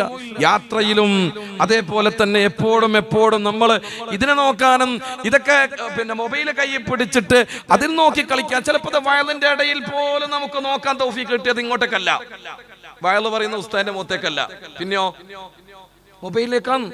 ഇപ്പോഴുണ്ടാവും പെണ്ണുങ്ങളുടെ ഭാഗത്ത് പോലും മൊബൈൽ എടുത്ത് കളിക്കുന്ന പിള്ളേരുണ്ടാകും. നിങ്ങൾ വിചാരിച്ചോ ഈ ഉറൂസിനൊക്കെ വരുന്നതൊക്കെ ഇങ്ങനെയൊക്കെ നോക്കിയിട്ട് വയലും പറയാനും കാണാനും വയല് കേൾക്കാനും കാണാനും? അയ്യോ, ഒരിക്കലുമല്ല. പല പെൺപിള്ളേർ ഇന്ന് ഉറൂസിന് വരുന്നത് ഓളക്കാമുകനെ കാണാൻ വേണ്ടിയിട്ടാണ്. പല ഉറൂസിനും പല പെൺപിള്ളേരും വരുന്നത് ഓളക്കാമുകനെ കാണാൻ വേണ്ടിയിട്ടാണ്. നിങ്ങൾ നോക്കിയോ, ഞാൻ എന്റെ പ്രിയപ്പെട്ട ഉമ്മമാരോട് പറയാണ്, ഇന്ന് മുതൽ നിങ്ങളുടെ വീട്ടിൽ നിന്ന് ഏതെങ്കിലും 8ാം ക്ലാസ് 9ാം ക്ലാസ് മുതൽ അങ്ങോട്ട് പഠിക്കുന്ന കുട്ടികൾ, അതിന്റെ താഴെ ആയിക്കോട്ടെ, പഠിക്കുന്ന കുട്ടികളെ കൂട്ടിയിട്ട്, നിങ്ങൾ അതിന്റെ മേൽപോട്ടൊക്കെ പഠിക്കുന്ന മക്കളെ കൂട്ടിയിട്ട് ഉറൂസിന് വന്നിട്ടുണ്ട് എങ്കിൽ നിങ്ങൾ അവരുടെ കൈ പിടിച്ചിട്ട് മക്കാമ്പ് കയറി, കൈ പിടിച്ചിട്ട് മക്കാമെന്നിറങ്ങി, കൈ പിടിച്ചിട്ട് വയലിന്റെ സദസ്സ് പോയി, കൈ അടുത്ത കസേരയിൽ ഇരുത്തിയിട്ട് അതേപോലെ തന്നെ കൈ പിടിച്ചിട്ട് വീട്ടിലേക്ക് കൊണ്ടുപോകുന്ന രീതിയിലല്ലാതെ നിങ്ങളുടെ വീട്ടിൽ നിന്ന് ഒരു മക്കളെയും ഒറ്റക്ക് നിങ്ങൾ ഉറൂസിന് പറഞ്ഞേക്കാൻ പാടില്ല. അങ്ങനെ വന്നിട്ടുണ്ടെങ്കിൽ അവളിൽ നിന്ന് 90% നടക്കുന്നത് ഉറൂസിന്റെ അടുത്ത് വന്നിട്ട് സിയാറത്തല്ല, കാമുകന്റെ സിയാറത്താണ്. ഔലിയാന്റെ സിയാറത്ത്, വലിയുടെ സിയാറത്തും മക്കാമിലുള്ള സിയാറത്തും അല്ല, കാമുകന്റെ സിയാറത്ത്, പ്രണയ സിയാറത്ത്. അങ്ങനെ ഒരു സിയാറത്ത് നിങ്ങൾ കേട്ടിട്ടില്ലേ? കുറച്ചു കാലമായിട്ട് ഇപ്പൊ തുടങ്ങിയിട്ട് വഴിയോരങ്ങളിൽ കാത്തിരിക്കുകയാണ് ബൈക്ക് എടുത്തിട്ട്, ഓനിക്കും വേണ്ടിയിട്ടാണ് ഓള് മക്കാമിലേക്ക് ഉറൂസിന്റെ പേരും പറഞ്ഞിട്ട് വരുന്നത്. അതിനാണ് ബസ് കയറി വരുന്നത്, അതിനാണ് ഓട്ടോ പിടിച്ച് വരുന്നത്, അതിനാണ് സ്കൂട്ടി എടുത്തിട്ട് വരുന്നത്. പറഞ്ഞുകൊണ്ട് വരുന്നത് ഇതിനൊക്കെ വേണ്ടിയിട്ട് നിൽക്കുന്ന ഒരു കൂട്ടരുണ്ട്. ഉറൂസിന് നല്ല കേട്ടോ. ഇനി നാട്ടിൽ സ്വലാത്തിന്റെ മജ്ലിസ് ഉണ്ടെന്നായിക്കോട്ടെ, ആ സ്വലാത്തിന്റെ മജ്ലിസിലെ മജ്ലിസുന്നൂറിന്റെ വേദിയില്, അതേപോലെ തന്നെ പള്ളിയിൽ നടക്കുന്ന വയലിന്റെ സദസ്സിൽ പോലും, എന്തിനേറെ പറയണം റബീഉൽ അവ്വലിൽ നടക്കുന്ന മൗലീദിന്റെ സദസ്സിലും മീലാദ് പരിപാടികളിലും നാട്ടിലുള്ള ചെറുപ്പക്കാരികൾ അവിടുത്തെ മഹല്ലത്തിലുള്ള പ്രോഗ്രാമിൽ പങ്കെടുക്കുന്നത് ആ നാട്ടിലുള്ള ചെറുപ്പക്കാരെ കാണാൻ ആഗ്രഹിച്ചിട്ടാണ്, ഓള കാമുകനെ കാണാൻ വേണ്ടിയിട്ടാണ് എന്ന് പലയിടങ്ങളിലുള്ള ആളുകൾ പറഞ്ഞിട്ടുണ്ട്. ഞാൻ സ്ഥലം പറയണില്ല. ഒരു സ്ഥലത്തെ വയലിന് പോയപ്പോ അവിടെ ഒരു സ്ഥലത്ത് ചെറിയൊരു കശപിശയൊക്കെ ഉണ്ടായതായിട്ട് ഞാൻ അറിഞ്ഞു. എന്തേ സംഭവം എന്ന് ചോദിച്ചപ്പോ പറഞ്ഞു, 9ാം ക്ലാസ് പഠിക്കുന്ന ഒരു ചെറുപ്പക്കാരി പെണ്ണിനെ കാണാൻ വേണ്ടിയിട്ട് ബാംഗ്ലൂരിൽ നിന്ന് അന്നത്തെ വയലിന്റെ ദിവസം ആ സദസ്സിലേക്ക് ചെറുപ്പക്കാരൻ ബൈക്ക് എടുത്തിട്ട് വന്നു, ഓനെ പിടിച്ചു. സ്ഥലം ഞാൻ പറയില്ല. 9ാം ക്ലാസ് പഠിക്കുന്ന പെണ്ണിനെ കാണാൻ ബാംഗ്ലൂരിലുള്ള ചെറുക്കൻ വന്നു. സദസ്സേതാണ്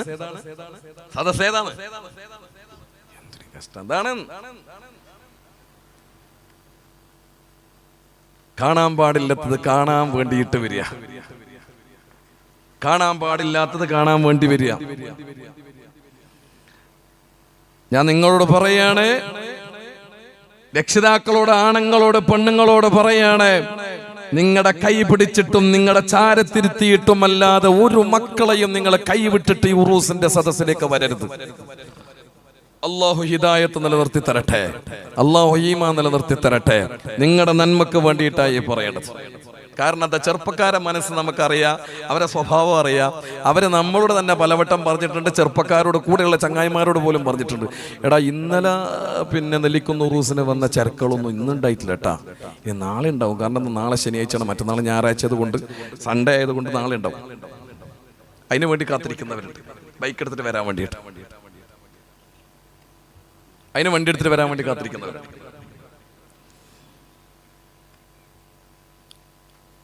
മക്കള് കാണുന്നത് പാതിരാ നേരം വരെ മൊബൈലിൽ കാണുന്നത്, ഇൻസ്റ്റയിൽ കാണുന്നത്, ഫേസ്ബുക്കിൽ കാണുന്നത്, ചാറ്റ് ചെയ്യുന്നത് എന്താണ്, ആരോടാണ്, എങ്ങനെയാണ്, ഏത് രൂപത്തിലാണ്?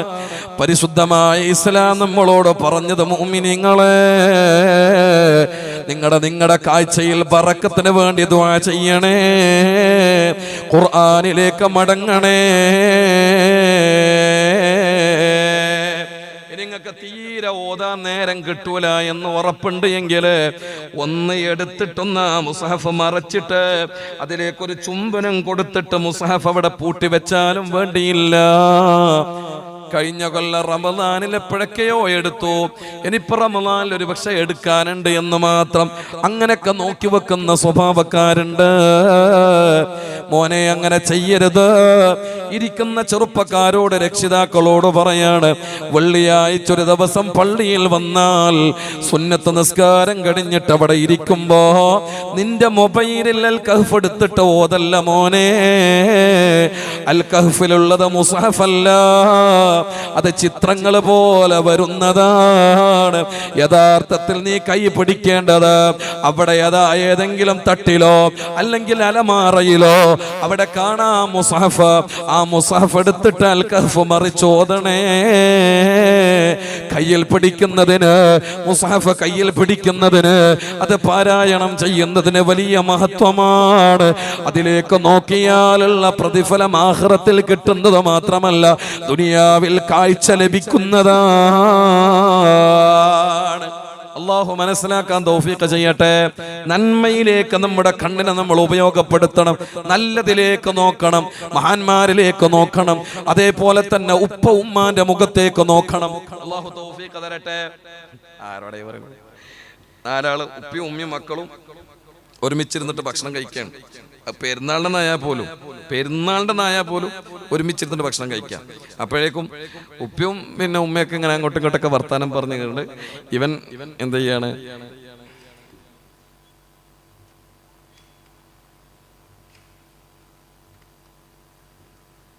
തീരുന്നവരെ ഇതിൽ, ഫുഡ് കഴിച്ചിട്ട് തീരുന്നവരെ ഇതിലാണ്. ഉമ്മ ഉമ്മാന്റെ മുഖത്തേക്ക് നോക്കിയിട്ടില്ല, ഉപ്പാന്റെ മുഖത്തേക്ക് നോക്കിയിട്ടില്ല. ഉപ്പ കസേരയിലുണ്ട്, ഉമ്മ തൊട്ടപ്പുറത്തുണ്ട്, സിറ്റ് ഔട്ടിലാണ്. ഓനും അതേപോലെ തന്നെ തൊട്ടടുത്തിരിക്കുന്നുണ്ട്, അല്ലെങ്കിൽ സ്റ്റെപ്പിലിരിക്കുന്നുണ്ട്.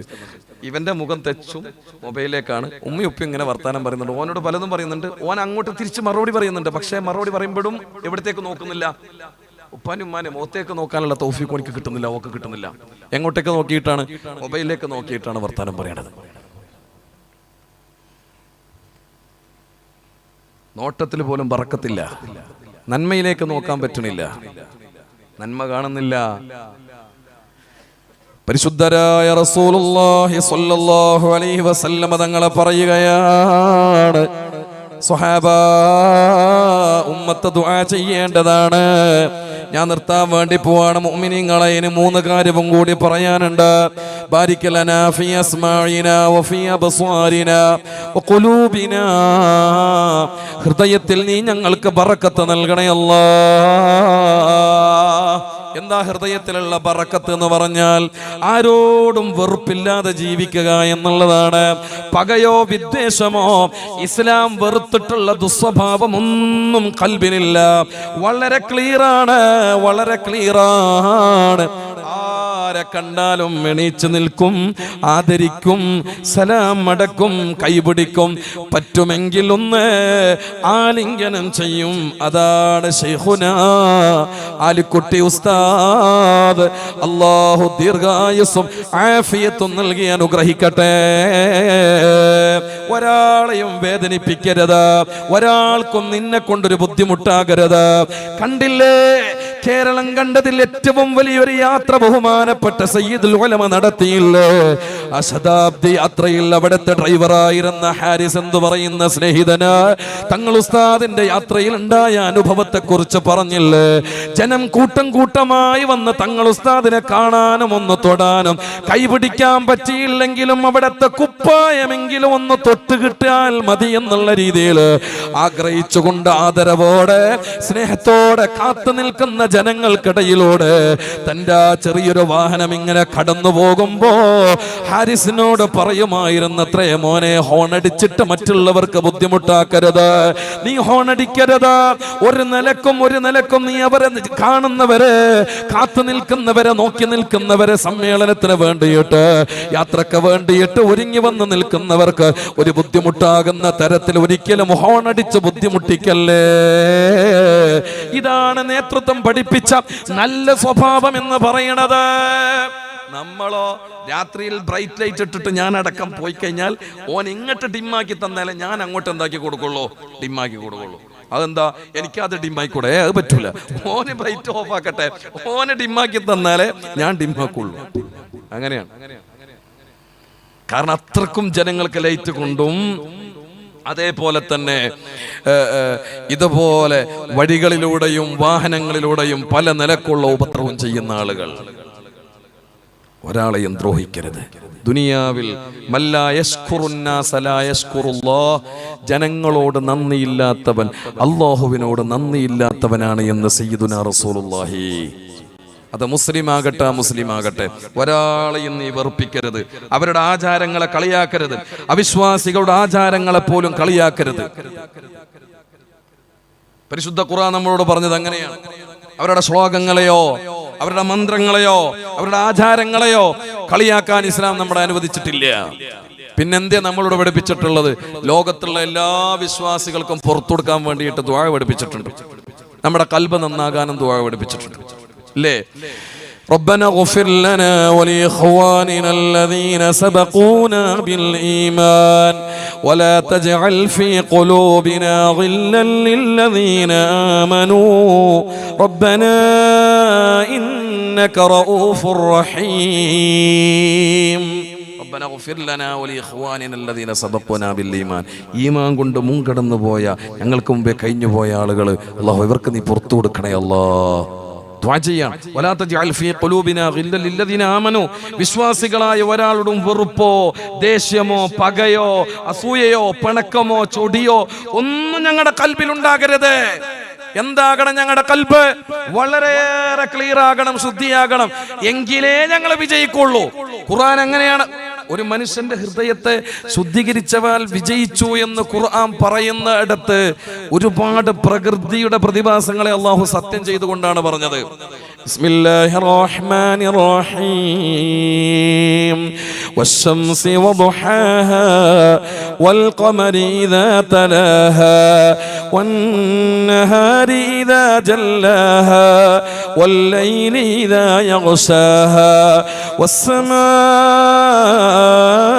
വമാ ബനാഹാ വൽഅർളി വമാ തഹാഹാ വനഫ്സിൻ വമാ സവ്വാഹാ فألهمها فجورها وتقواها قد أفلح من زكاها وقد خاب من دساها.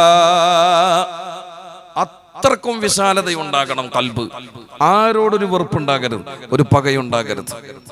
ഇന്ന് ഒരു കമ്മിറ്റിയിൽ കൂടാനും അതിൽ പ്രവർത്തിക്കാനും അല്ലെങ്കിൽ പള്ളി കമ്മിറ്റിയിലോ ഉറൂസ് കമ്മിറ്റിയിലോ ചാൻസ് നോക്കിയിട്ട് വന്നതാ, ആരും നോമിനേറ്റ് ചെയ്തില്ല. നാളെ ഓൻ ഏറ്റവും വലിയ ആ കമ്മിറ്റിക്കെതിരെയുള്ള ശത്രുവായിട്ട് മാറുന്ന കാലമാണിത്.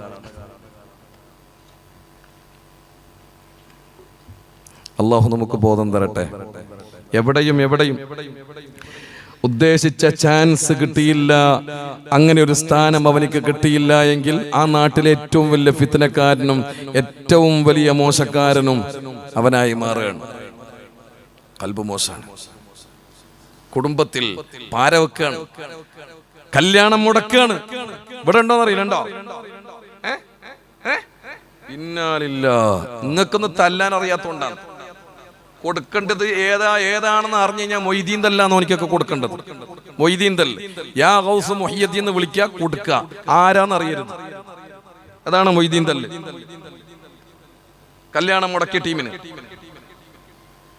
ദുനിയാവിലൊരു നന്മക്കുള്ള ഒരു മാർഗവും തുറന്നു കൊടുക്കാത്ത ഈ വിഭാഗം പള്ളിയിൽ വന്ന് നിസ്കരിച്ചിട്ട് ഒരു പ്രയോജനവും ഇല്ല.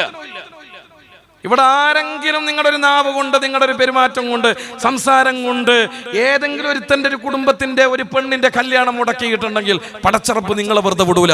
അതുപോലെ നിങ്ങൾക്കും നിങ്ങളുടെ കുടുംബത്തിനും ഉള്ള വേദനകൾ തരാതെ റബ്ബ് നിങ്ങളെ ഇവിടുന്ന് മരിപ്പിക്കൂല, ഉറപ്പാണ്. ഒരു മനുഷ്യനെ ദ്രോഹിച്ചിട്ടുണ്ടെങ്കിൽ അതുപോലത്തെ ദ്രോഹം നിങ്ങൾ അനുഭവിക്കാണ്ട് മരിക്കൂല. അതാണ് മനുഷ്യനോടുള്ള ദ്രോഹം എന്ന് പറഞ്ഞാൽ. അള്ളാഹിനോട് ചെയ്താൽ പടച്ചോൻ പുറത്തരും. നിങ്ങളിപ്പോ നിസ്കരിച്ചില്ല, നോമ്പോക്കിയില്ല, കള്ളു കുടിച്ചു, വ്യഭിചരിച്ചു, അതൊക്കെ ഒരു ജീവിതത്തിന്റെ ഒരു സാഹചര്യത്തിൽ സംഭവിച്ചു പോയി. ഒരു ദിവസം നിങ്ങൾ അള്ളാഹിനോട് പൊരുത്തപ്പെടിച്ചു, പടച്ചോൻ പുറത്തരും. അതിന് ശിക്ഷ ഒന്നും ദുനിയാവിൽ തന്നോളം പറഞ്ഞിട്ടില്ല. പക്ഷെ ജനങ്ങളോട് നിങ്ങളെ കളിച്ചിട്ടുണ്ടെങ്കിൽ അള്ളാഹ് വെറുതെ വിടൂല. അതുകൊണ്ട് എത്ര വലിയ ഹോജരാജാവായാലും ഞാൻ പറയാണ്, ഒരാളുടെയും കല്യാണമോ വഴിയോ സ്ഥലമോ ഒന്നിനും മുടക്കം വെക്കുന്നവരാകരുത്. കഴിയുമെങ്കിൽ ഒരു ഉപകാരം ചെയ്യുക, അല്ലെങ്കിൽ മിണ്ടാണ്ട്. അള്ളാഹു തൗഫീഖ് തരട്ടെ. ദുനിയാവിൽ ഇന്ന് നല്ലവരെന്ന് പറയാൻ ആരാളുള്ള കൂട്ടരെ? നിങ്ങളെന്തേ കരുതിയ വല്ല തൊപ്പിയും തലയെക്കൊട്ട് ഇങ്ങനെ താടിയും വെച്ചിട്ട് ഇങ്ങനെ വയതും പറഞ്ഞ് നടന്നാൽ ഞാൻ വല്ല നല്ലവനെന്ന് ഞാൻ വിചാരിക്കണമെന്നോ? അല്ലെങ്കിൽ ഈ ഇരിക്കുന്നത് നമ്മൾ ഓരോരുത്തരും ഇങ്ങനെ പള്ളിയിൽ പോയി നിസ്കരിച്ചിട്ട് ഇങ്ങനെ തൊപ്പിയും വെച്ചിട്ട് ഇങ്ങനെ ഹാജിയാണ് ഹജ്ജിയ എന്നൊക്കെ പത്രത്തിലും നോട്ടീസിലൊക്കെ കൊടുത്തു കഴിഞ്ഞാൽ ഞാൻ വലിയ നല്ലവന്ന് അങ്ങനെ വിചാരമുണ്ടോ? ചിന്തിക്ക്. മരിക്കുന്നതിന് മുമ്പ് ഒരുപാട് നന്മകൾ ചെയ്യാൻ പറ്റിയിട്ടില്ല എങ്കിലും ദുനിയാവിൽ ഒരാളെയും ദ്രോഹിച്ചിട്ടില്ല എന്നോർത്തുകൊണ്ട് സന്തോഷിക്കാൻ കഴിയണം. മരിക്കുന്നതിന് മുമ്പ് ഒരുപാട് നന്മകൾ ചെയ്യാൻ പറ്റിയിട്ടില്ല എങ്കിലും ദുനിയാവിൽ ഒരാളെയും ദ്രോഹിച്ചിട്ടില്ല എന്ന് ഉറപ്പുവരുത്താൻ കഴിയണം. ഓരോ ആണും ഓരോ പെണ്ണും അയൽവാസികളോടാകട്ടെ കുടുംബത്തിനോടാകട്ടെ ആരോടൊരു ദ്രോഹം ചെയ്യരുത്. റസൂലുള്ളാഹിക്ക് ഏറ്റവും വെറുപ്പുള്ള കാര്യം, അള്ളാഹ്ക്ക് ഏറ്റവും വെറുപ്പുള്ള കാര്യം ജനങ്ങളെ ദ്രോഹിക്കലാണ്, അഭിമാനത്തെ പിച്ചു ചീന്തലാണ്. വാട്സപ്പിലും ഇൻസ്റ്റയിലും ഫേസ്ബുക്കിലും മറ്റുള്ളവരെ കുത്തിപ്പറഞ്ഞും അവരുടെ പോസ്റ്ററുകൾക്ക് താഴെ പല കമന്റുകൾ ഇട്ടും വീഡിയോസുകൾക്ക് താഴെ പല കമന്റുകൾ ഇട്ടുകൊണ്ടും ആളുകളുടെ സോഷ്യൽ മീഡിയകളുടെ മുന്നിൽ വന്ന ആളുകളെ വെച്ച് അപമാനിക്കുക എന്ന് പറയണത് ഇസ്ലാം നമ്മൾക്ക് പഠിപ്പിച്ചു തന്ന ഒരു സംസ്കാരമല്ലാതെ ആരോടും വെറുപ്പുണ്ടാകാൻ പാടില്ല.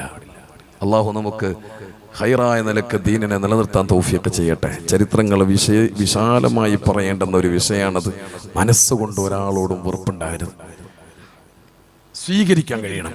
ആരെങ്കിലും നമ്മുടെ ഇടയിൽ തെറ്റ് ചെയ്തു പോയിട്ടുണ്ടെങ്കിൽ അള്ളാഹു അവർക്ക് പുറത്തു കൊടുക്കട്ടെ. നിങ്ങളെ ഒരാൾ കുറ്റം പറയുന്നുണ്ട്, എന്ന് നിങ്ങളോട് പറയപ്പെട്ടാൽ നിങ്ങൾ പറയണം, അള്ളാഹു എനിക്കും അവർക്കും പൊറുക്കട്ടെ, മാപ്പ് ചെയ്യട്ടെ. അതാണ് മനസ്സെന്ന് പറയുന്നത്, അതാണ് വിശാല മനസ്സെന്ന് പറയണത്. അത് സ്വഹാബത്ത് പഠിപ്പിച്ച മാതൃകയല്ലേ? അറിയുമോ സയ്യിദുനാ ബിലാൽ റളിയല്ലാഹു അൻഹുവും സയ്യിദുനാ അബൂദറുൽ ഗിഫാരി തങ്ങളും ഒരു യുദ്ധത്തിൽ പങ്കെടുത്തിട്ട് അവരതാ യുദ്ധമുഖത്ത് നിൽക്കുന്നതിനിടയിൽ ബിലാൽ തങ്ങളെ പറഞ്ഞ അഭിപ്രായം അബൂദറുൽ ഗിഫാരി തങ്ങൾക്ക് ഇഷ്ടപ്പെട്ടില്ല. ബിലാൽ തങ്ങളെ പറഞ്ഞു പോയ കാര്യം അബൂദറുൽ ഗിഫാരി തങ്ങൾക്ക് അത്ര പിടിച്ചില്ല. വല്ലാതെ ദേഷ്യം വന്നുപോയി. പെട്ടെന്നുള്ള ദേഷ്യം കാരണം അബൂദറുൽ ഗിഫാരി തങ്ങൾ ബിലാൽ തങ്ങളെ ആക്ഷേപിച്ചു വിളിച്ചു. യബ്ന സൗദാ, കറുത്ത പെണ്ണിന്റെ മോനെ ബിലാലേ. ബിലാല് തങ്ങൾക്കത് വല്ലാത്ത വേദനയായി. ഉമ്മാനെ വെച്ച് എന്നെ ആക്ഷേപിച്ചതാണല്ലോ, എൻ്റെ ഉമ്മാനെ വെച്ച് കളിയാക്കിയതാണല്ലോ. ബിലാല് തങ്ങളെ തിരിച്ചു മറുത്തൊന്നും പറഞ്ഞില്ല. കാരണം റസൂലുള്ളാഹിക്ക് ഏറെ ഇഷ്ടമുള്ള സ്വഹാബിയാണ് സയ്യിദുനാ അബൂദറുൽ ഗിഫാരി റളിയല്ലാഹു അൻഹു. ഉടനെ അവിടെ നിന്ന് പരാതിയുമായി ചെന്നതാ ബഹുമാനപ്പെട്ട റസൂലുള്ളാഹി സ്വല്ലല്ലാഹു അലൈഹി വസല്ലം തങ്ങളുടെ അടുക്കലേക്കാണ്. അവിടെ നിന്ന് പറഞ്ഞു, യാ റസൂലല്ലാഹ്, അബൂദർ എന്നെ ആക്ഷേപിച്ചിട്ടുണ്ട് നബിയേ, അബൂദർ എന്നെ ആക്ഷേപിച്ചിട്ടുണ്ട് നബിയേ. ബഹുമാനപ്പെട്ട ബിലാൽ തങ്ങളെ പറഞ്ഞപ്പോ ഹബീബായ നബി തങ്ങൾ അബൂദറുൽ ഗിഫാരി തങ്ങളെ വിളിപ്പിച്ചു. അടുത്തു വന്നു സലാം പറഞ്ഞു. മുത്തായ റസൂലുള്ളാഹി സ്വല്ലല്ലാഹു അലൈഹി വസല്ലം തങ്ങൾ സലാം മടക്കിയോ എന്ന് സംശയമാണ്. കേൾക്കണോ, സ്വഹാബി വര്യന്മാരിൽ ഇസ്ലാം ആശ്ലേഷിച്ച സന്ദർഭത്തിൽ ആദ്യമായി സലാം പറഞ്ഞത് ബഹുമാനപ്പെട്ട അബൂദറുൽ ഗിഫാരി തങ്ങളാണ്. റസൂലുള്ളാഹിക്ക് ഏറെ ഇഷ്ടമുള്ള സ്വഹാബിയാണ്, മലക്കുകൾക്ക് പരിചയമുള്ള സ്വഹാബിയാണ് സയ്യിദുനാ അബൂദറുൽ ഗിഫാരി റളിയല്ലാഹു അൻഹു. പക്ഷേ കൂടെയുള്ള സഹപാഠിയായ ബിലാൽ തങ്ങളെ മനസ്സ് വല്ലാതെ വേദനിച്ചു എന്ന് വെച്ചപ്പോൾ റസൂലുള്ളാഹിന്റെ മനസ്സ് നൊന്തുപോയി. സലാം മടക്കാൻ പോലും മനസ്സനുവദിച്ചില്ല. ബഹുമാനപ്പെട്ട അബൂദർ തങ്ങൾ അവിടെ നിന്ന് പറഞ്ഞു കൊടുക്കുകയാണ്, നബി തങ്ങള്, അബൂദറേ, ജാഹിലിയ കാലഘട്ടത്ത് അഥവാ ഇസ്ലാമിലേക്ക് കടന്നു വരുന്നതിന് മുമ്പുള്ള സംസ്കാരം ഇസ്ലാം ആശ്ലേഷിച്ചിട്ടും നിങ്ങൾക്ക് പോയിട്ടില്ല, അത് മാഞ്ഞു പോയിട്ടില്ല, അത് മറന്നു പോയിട്ടില്ലല്ലോ അബൂദറേ. ആ ദുഷിച്ച സംസ്കാരം നിങ്ങൾ എന്തേ ഒഴിവാക്കാത്തത്? എന്താണ് നബിയെ പറഞ്ഞു വരുന്നത്? എന്തിനാ അബൂദറേ നിങ്ങളെ ബിലാലിനെ ആക്ഷേപിച്ചത്? ബഹുമാനപ്പെട്ട അബൂദർ തങ്ങൾ അവിടെ നിന്ന് പറഞ്ഞു, അറിയാതെ പറഞ്ഞു പോയതാണ്. പൊരുത്തപ്പെടണേ ബിലാൽ, മാപ്പാക്കണേ ബിലാൽ. ഹബീബായ നബി തങ്ങളുടെ സന്നിധിയിൽ വെച്ചിട്ട് മാപ്പ് ചോദിച്ചു, പൊരുത്തം കൊടുത്തു. അവിടെ നിന്നിറങ്ങി നടന്നു. ആളുകൾ നടന്നു പോകുന്ന വടിയരികിലൂടെ ഇങ്ങനെ കടന്നു പോവുകയാണ്. കുറച്ചകലെ എത്തിയപ്പോ ബഹുമാനപ്പെട്ട അബൂദറുൽ ഗിഫാരി തങ്ങൾ ആ വടിയുടെ ഒരു സൈഡിൽ ഇങ്ങനെ ചെന്ന് കിടക്കുകയാണ്. അവിടെ നിന്നതാ തന്റെ കവിള മണ്ണിലേക്ക് ചേർത്ത് വെച്ചിട്ട് ഇങ്ങനെ കിടക്കുമ്പോ പലരും അതുവഴി ഇങ്ങനെ നടന്നു പോകുന്നുണ്ട്. കൂട്ടത്തിൽ അതാ നടന്നു വരികയാണ് സയ്യിദുനാ ബിലാൽ. നടന്നു വന്നിട്ട് ബഹുമാനപ്പെട്ട അബൂദറുൽ ഗിഫാരി തങ്ങൾ അടുത്തെത്തിയപ്പോ അബൂദർ തങ്ങളെ ബിലാൽ തങ്ങളെ കാല് പിടിച്ചു, മാപ്പാക്കണേ ബിലാൽ.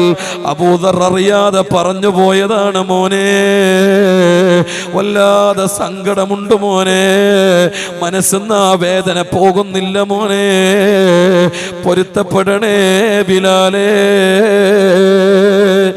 ബഹുമാനപ്പെട്ട ബിലാൽ തങ്ങൾ പറയാണ്, ഹബീബായ നബി തങ്ങളുടെ സന്നിധിയിൽ വെച്ചിട്ട് മാപ്പ് ചോദിച്ചു പൊരുത്തപ്പെട്ടതാണല്ലോ. അബൂദർ തങ്ങളെ എൻ്റെ കാലിൽ നിന്ന് വിടണേ, എൻ്റെ കാലിൽ നിന്ന് പിടുത്തം വിടണേ. ആവുന്നില്ല മോനെ ബിലാൽ, ഒരു കാര്യം നിങ്ങൾ ചെയ്യുമോ ബിലാലേ? ഈ കാല് കൊണ്ടും നിന്റെ കവിളിലേക്ക് ചവിട്ടുമോ ബിലാൽ? ബഹുമാനപ്പെട്ട ബിലാൽ തങ്ങളോട് അബൂദർ ഗിഫാരി തങ്ങൾ അവിടുന്ന് കാലിന്റെ അടിയിൽ കിടന്നുകൊണ്ട് തന്റെ കവിളിലേക്ക് കാല് വെച്ച് ചവിട്ടണമെന്ന് അപേക്ഷിച്ചപ്പോ ബഹുമാനപ്പെട്ട ബിലാൽ തങ്ങൾ അവിടുന്ന് കരയുകയാണ്. സുബ്ഹാനല്ലാഹ്, സുജൂദ് ചെയ്യുന്ന മുഖത്തിന് നേരെയാണോ ഞാൻ കാലുയർത്തേണ്ടത്?